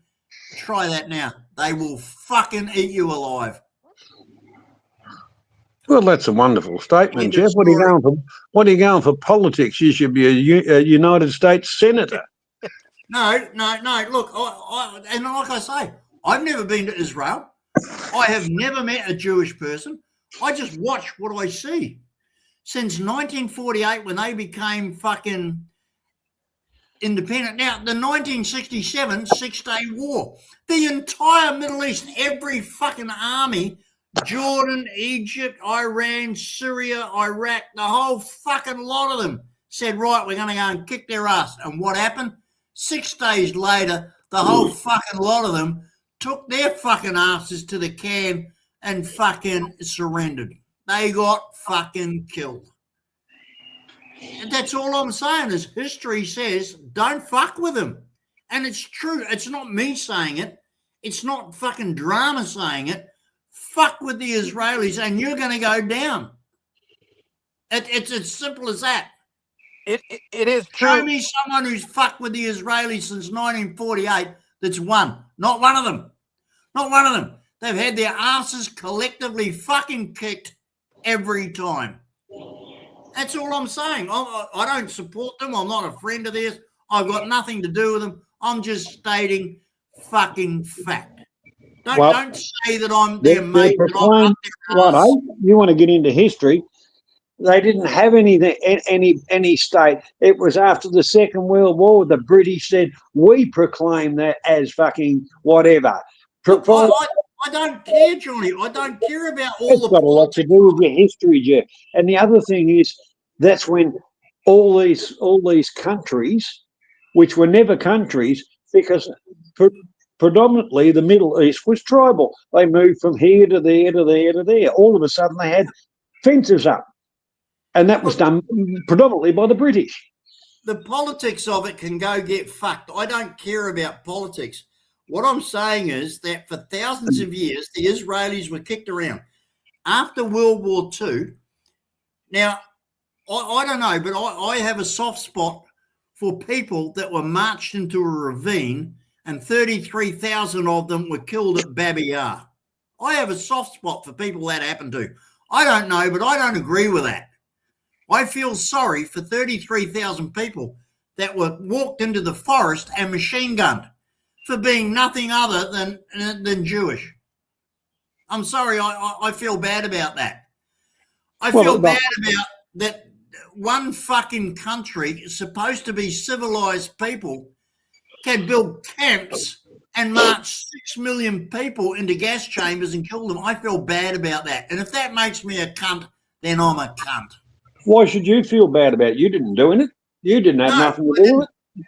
I didn't. But, you know, we've got to remember this shit. You know, and you've got to wonder, how on fucking earth can we be like that? And we've got to make sure that it never happens again. Well, put it this way, history repeats itself. And what I can see happening here, New Zealand, quite a few other countries, that fucking history is repeating itself. Well, what's going on in New Zealand? Nobody's getting gassed in New Zealand. No, you're taking it fucking wrong. The thing is, the dictatorship, the whole fucking thing, the censorship, the God knows what. The taxing, the whole part about it, what started things off is happening again. You are the best reason for me. You are one of the best reasons for me to be here, because you know, your opinion and my opinion, fuck that little shithole to our south. They're ignorant, arrogant, fucking uninformed little numpties in that country, and I don't want anything to do with them. I'll tell you what, I turned 67 in August this year, and the Australian government, now I've been here for fucking 42 fucking years, and I've never taken out Australian citizenship because I don't have to. There's no requirement for me to do so. We don't need a visa. We don't need a work permit, blah, blah, blah. I'm a permanent resident. And out of respect for my parents' legacy, and now I realise how dumb, stupid, and fucking idiotic I am to think this way, I didn't take out citizenship. I'm in the process of doing that now. And I'll tell you why, Johnny. This country is fucking amazing. I love this country. I will give it my life. It has been great to me. Everything I have that's worth anything to me is here in Australia. My wife, my kids, my grandkids, everything I've done. This country has given me so much more than that fucking little shithole across the ditch could ever give me. Well, the one thing about it here, you know, when I grew up, if you wanted to work or whatever, there was nothing stopping you. If you wanted to branch out, do whatever, there was nothing stopping you. It was always called the lucky country. But now... You better remember tonight, because very soon you're going to see me in prison, because the next time I go downtown and I see some fucking wog cunt burn our flag, I am going to smack the fucking shit out of him. But I think they should be fucking jailed. They should be deported. It's a crime. It should be a crime. As far as politically correct government will lock me up instead of that cunt. Well, I've said it for years. There's the fucking problem. Why did so many people? Yeah, why did so many people in Australia die? Yeah, why did so many people go to wars to fight all the bullshit that had nothing to do with us and die for what we call free speech, everything that's been taken off by this fucking maggot cunt we've got in the government at the moment. And all his woke bullshit, with assault and battery for melting the fuck out of the cunt that burns our flag in public. They won't How can charge you- him for burning our Jeff, flag. Jeff, that's a bit of a statement. You're not going to pull the battery out of the fucking You know car, damn then you well won't that's start it what's to get home. You know damn well that's what's going to happen. Fucking this Labor government that's in power now are the weakest, most fucking insidious bunch of fucking pricks that this country has ever seen. They're selling us out to fucking foreign investment, foreign ownership, foreign invaders, and they don't give a fuck because they're on the gravy train. They care about you like I care about having a fucking diarrhea dump. Well, the whole part about it is, for milking cows when I grew up, you can only milk them twice a day. But our government thinks, taxpayers, you can milk them as many times a day as you want. But I lost a YouTube channel because of this. Well, one Australia Day, the Indigenous, or whatever, I'm Indigenous, I was born here. The whole part about it is the Aboriginal, whatever, there was a group of protesters, they were burning the Australian flag. The next Australia Day, I did it on fucking YouTube. I burnt their flag. And I got in a lot of shit out of that, and I lost my fucking channel overnight. Fucking burn the So sun. where's your sense in censorship there? Where's your freedom of speech?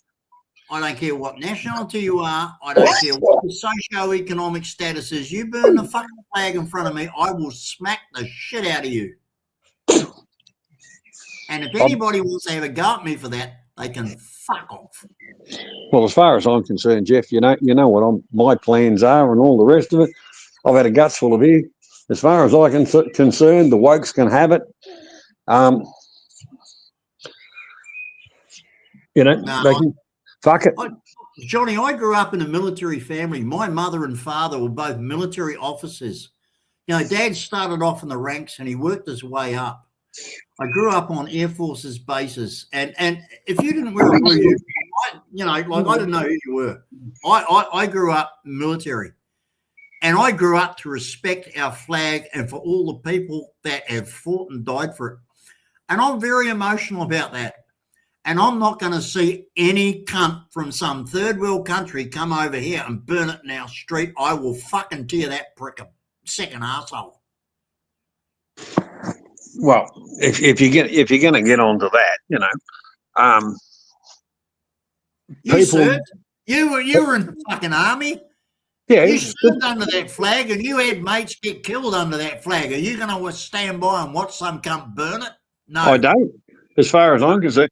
But why have we got people walking down the streets in our capital cities protesting that we should do something about wars in their country while they're wearing their flags, saying we have to do something when they're too gutless to fight their own fucking wars?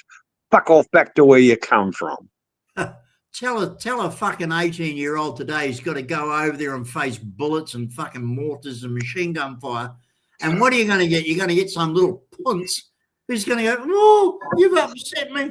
You've hurt my feelings. I need a quiet place. I need counselling. I mean, fuck me, Dad.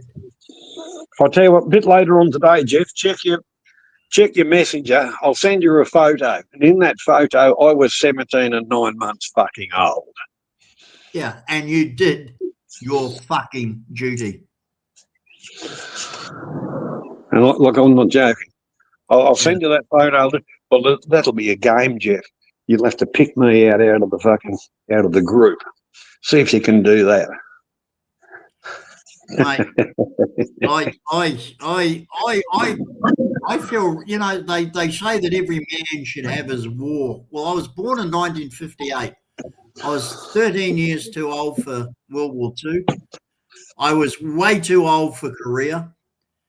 I was, way too young for Korea, way too young for Vietnam, and too old for Desert Storm and Iraq and Iran and all that sort of shit. So I never got my war, which is a real shame, because when I pick up a long gun, I hit everything I aim at. I would have made why, the best fucking. put it this way, right? We'll go back through history again. The Middle East. The Poms did it with the War of the Rose, the Holy War.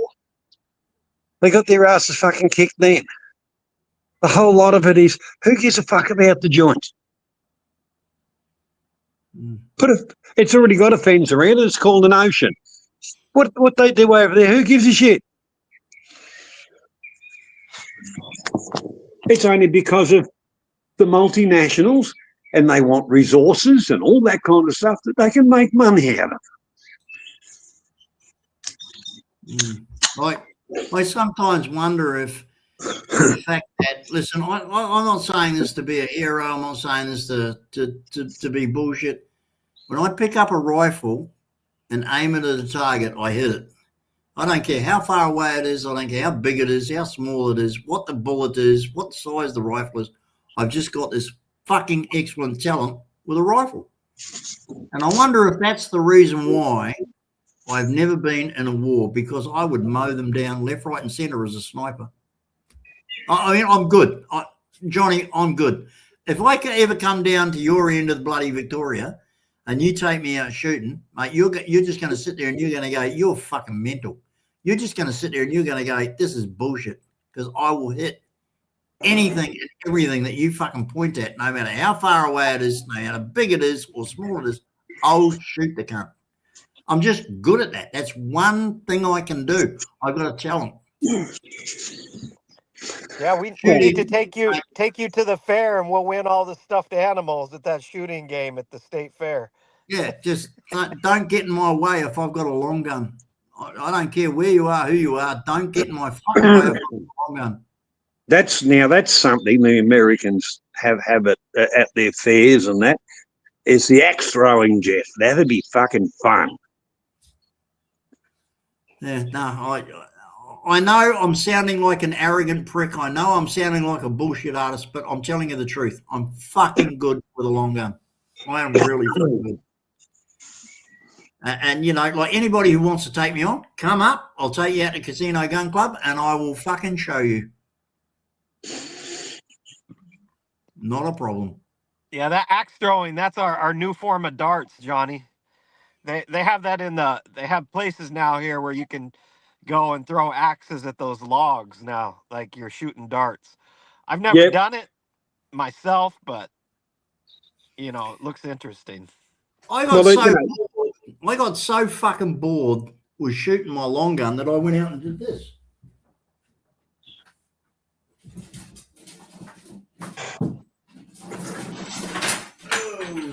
You never know what Jeff's going to bring back on screen here. You just never know what he's coming back with. No, I bought myself a recurve bow. There it is. Okay? And then I got the really good, cool arrows with the hunting. Yeah, that's the broadhead. The hunting. Yeah, they're screwing. Okay. Because I wanted to try something different. The problem with the bow and the arrows, too fucking easy. It's too fucking easy. So, you know, like, hang on, just give me a sec. Just give me a sec. So that's my recurve. Obviously, I don't leave the bowstring on because it'll fuck it. Now, hang on a sec.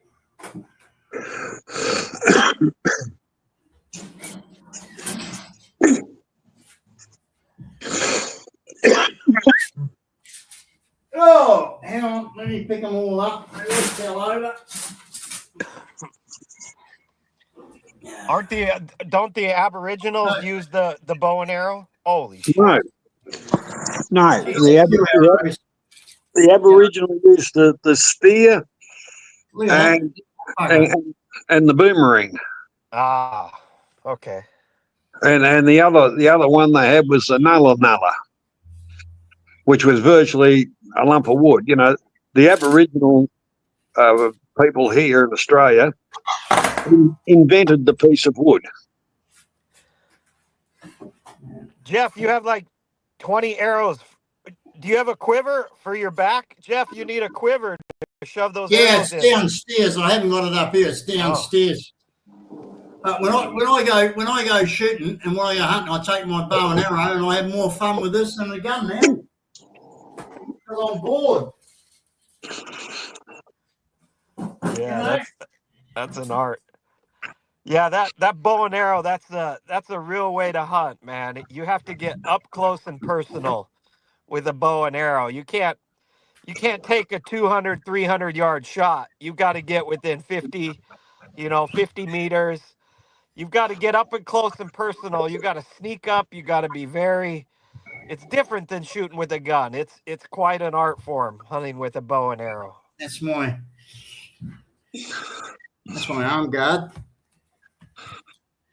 For Well, the it's got to the like here, everybody like a slingshot in different versions of slingshot. They ban slingshots because somebody might get hurt.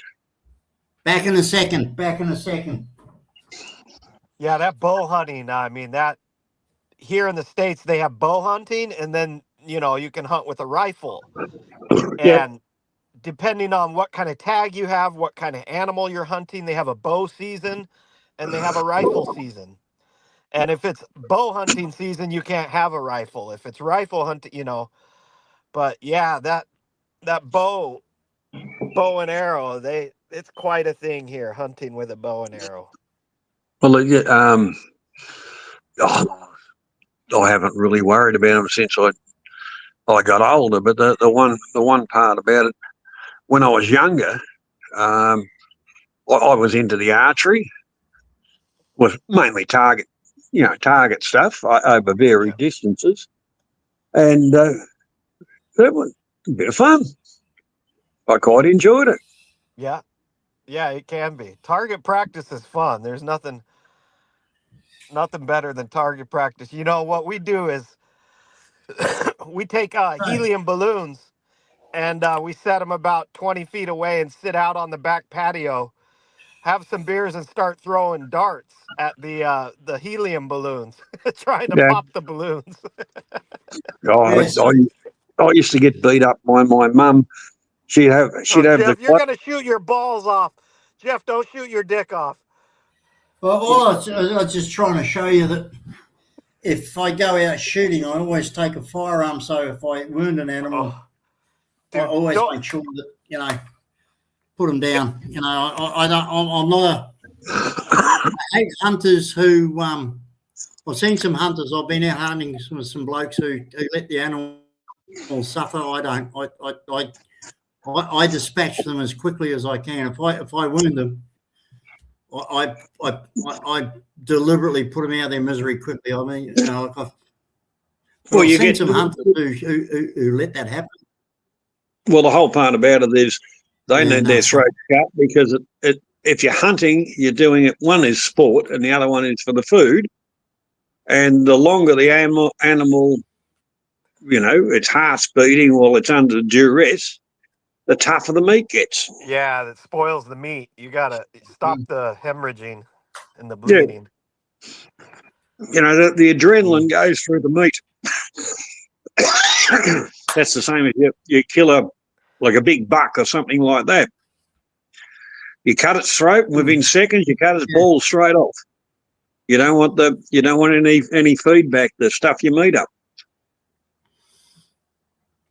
That's one thing I love about going to the Philippines. You can go to the gun clubs there, and whether you're licensed or not in the Philippines, doesn't matter. You can just pay, and you can get a certification from the guy that they've got gun marshals there and everything, and you can go onto their firing ranges. But the guns, you can hire anything. it's cheap as chips. You can blaze away all afternoon for $60. Every time I go to Cebu, I'm down at the gun club. I'm fucking mate. I love it. Like they've got guns there you can hire, and it's all supervised. It's all legal. It's all properly contained and trained, and they show you what to do and all this sort of stuff. But fuck me, Dad, you can just all day fucking long. It's great fun. I love it. What do you mean? You can go to any area in the Philippines, the correct area, and say, I want an AK-57, throw out the fucking wad of cash, and you have that in half an hour. Well, what you can do and I admit I have actually been up in the mountains of Danao, which is just south of Cebu City. Danao, Danao, and it is the gun capital of the Philippines. Now, everybody who lives in the hills and the villages, they make knockoff firearms. They've got little cottage industries. Danao, however you want to pronounce it in Cebu. All you've got to do, look it up on the internet. Danao, Danao, gun manufacturing or gun supplies. Look it up on Google. It will show you. Now, you can buy a 1911 Colt for like 6,000 pesos. It's like, now, Johnny, you know Nimbin. When you walk up the main street of Nimbin, the guys will come up, oh, do you want to buy some dope, mate? Well, when you're in Danao, you walk down the main street and people come up, oh, do you want a machine gun, sir? Do you want a 1911, sir? Do you want a 38, sir? Do you want a revolver, sir? I mean, it is that easy. It's the gun capital of the Philippines. And if you want a firearm in the Philippines, that's where you go. And they're so fucking cheap. Now, here's the thing. The drawback is they're homemade. 10 shots, chuck the damn thing away because on 11 shots, going to blow up in your hand. But for the first 10 shots, they're worth the fucking money, because you're paying nothing for them. I remember. It's unreal. Yeah. You can buy anything you want. The funny part about it, there's areas in the Philippines that are well known for different things. I remember when I was doing my trip around, I went up to the top end of Luzon. Oh, yeah. And unbeknown to me at the time, and we're talking over 20 years ago. Yeah. Unbeknownst to me, I through checkpoints. So, they were going through the whole lot of it. And Blake said, well, you've been up to that area. And I said, yeah, I just went up. Not a bad area, And he said, everybody comes out of there, especially foreigners, we check them all. And I said, well, is there any real reason for that? And he said, yeah, drugs. And I thought, well, hang on, if you're checking all the foreigners, why haven't you shut it down? And there's different areas known for different things, but they all know about it. They check the foreigners. But the whole part about it, if they know about it and it's so well known, well, especially, all these years later, and it's still going strong. That just proves the corruption. Generates money for everybody. As long as the money's coming in, they're not going to do a damn thing. What did Jerry Maguire say? Show me the money. That's exactly right. Show me the money. Yeah. No matter what you're into, wherever you are in the world, whatever the circumstances are, that talks, bullshit walks. Simple as that. The problem here in the States isn't getting a gun. It's trying to keep the guns away from people that shouldn't have them. That's the problem I think we have something like 650 mass shootings every year. Do you understand? That's almost 2 a day. Yeah.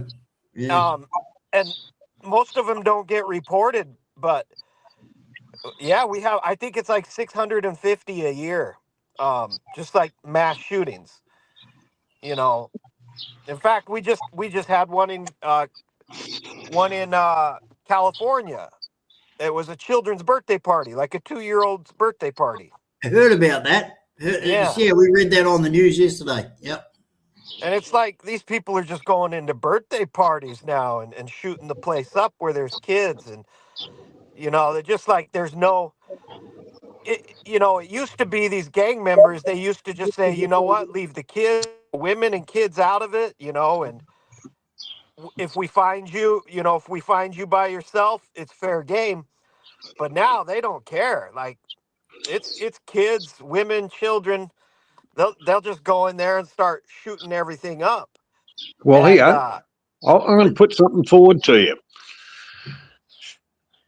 As computers come along, there was games.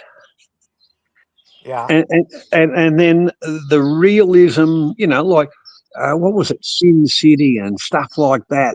You I got, think it's Call of Duty now. Call of Duty is the. but those kind of games, some people have the problem with reality and a computer game. So they think, oh yeah, I'll get an extra 20 points. There's Granny over there. Bang, got her too. The whole part about it is, yeah, computers are a wonderful tool, but I think they've created a whole society of, I do it on the game and it's fine.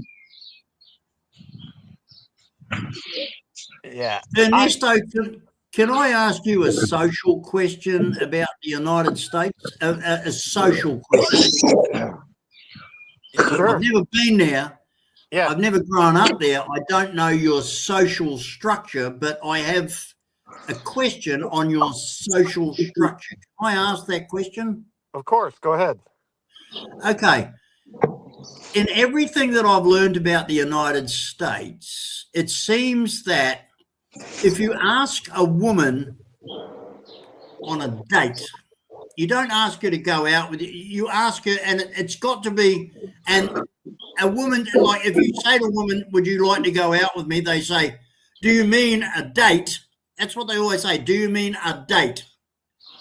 And you say, yeah, okay, well, we'll make it a date.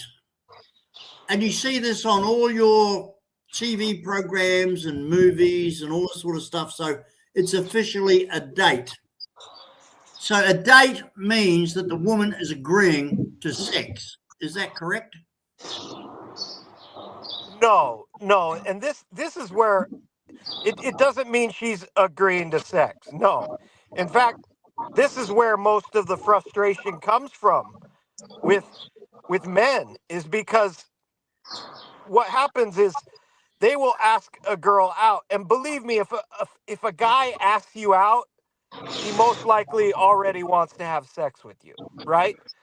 But the girl, it depends. If the girl is opportunistic, is she trying to lead you on to get what she wants? Is she actually sincere in liking you?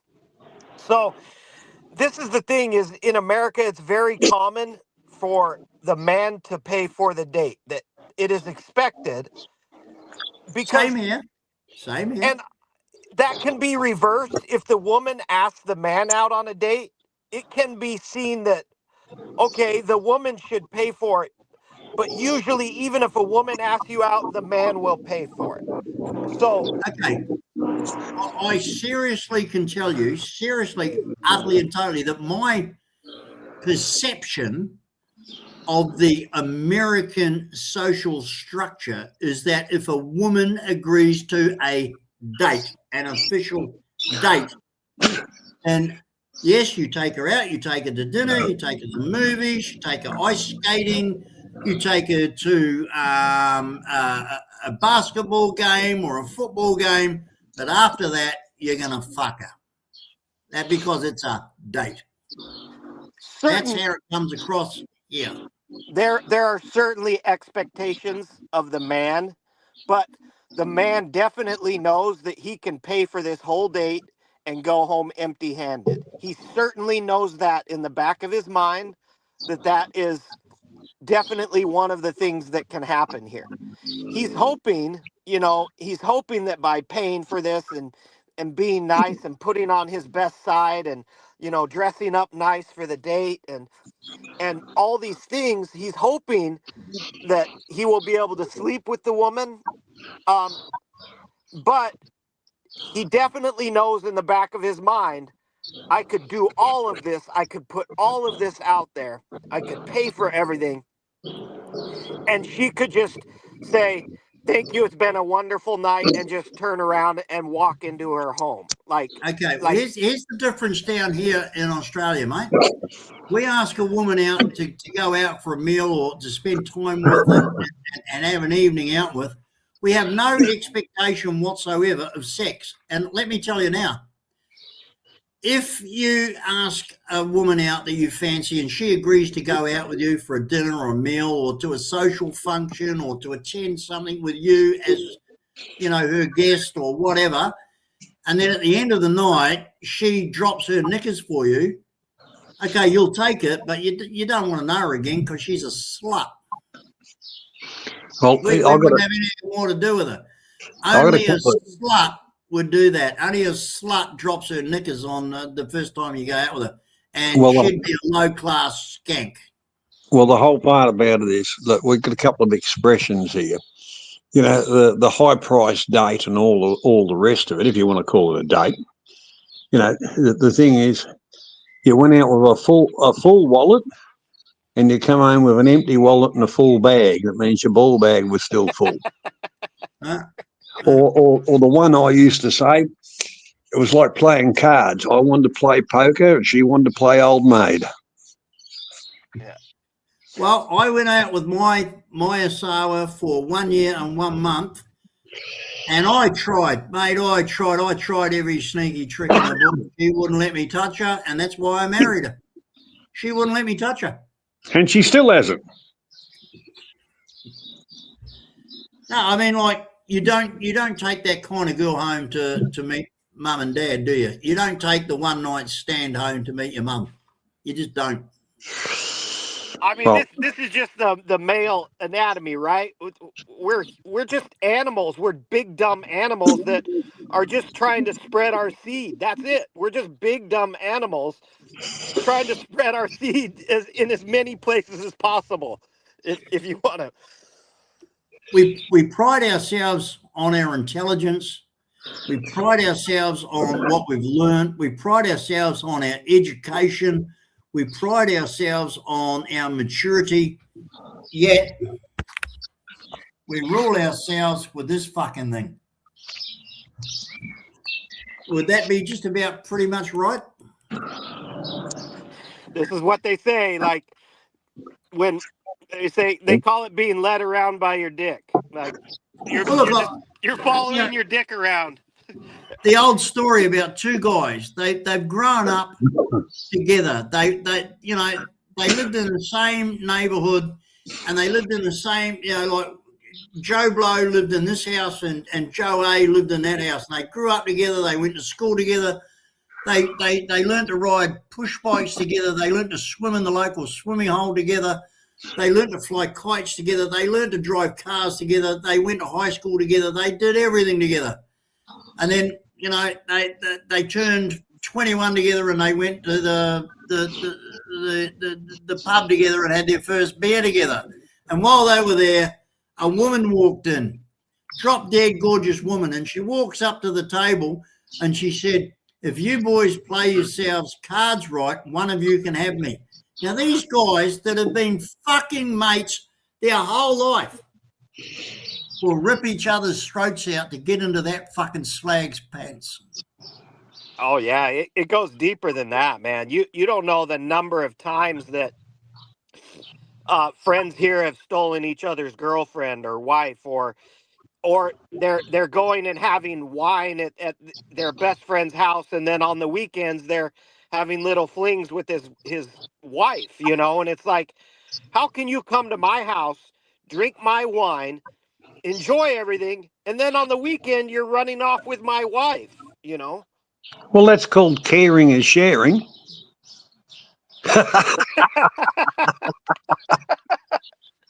Anyhow, I'm going to go and do some half smart stuff for today. Take care, everybody, and I'll talk to you soon, Jeff. All right, Johnny. Nice to talk to you, man. We'll Hey, see you thanks, another Johnny. time. Catch us Really later. appreciate you coming. And it's 5:34 a.m. I've got to get some sleep before I've got shit to do. Ernesto, thank you so much for coming in. It has You been bet. a pleasure to see you and all the help that you've given me. Listen, folks, Ernesto has been amazingly supportive of me and my channel personally, and I'm really grateful for that. Thank you, Ernesto. We'll keep in contact, and we'll certainly see more of you. Thank you so much for being a part of my channel. I really appreciate it, mate. Yeah, you bet, man. You get some sleep and get rested up, and we'll catch you on the next live stream. Thank you for everybody out there. Thank you, Ernesto. We will catch you next time. Siggy, Siggy. Ooh, ooh. I I'm said saying Siggy, Siggy, Siggy. Siggy. Saboo, Okay. saboo. Thanks, guys. Next time. Bye-bye. Bye.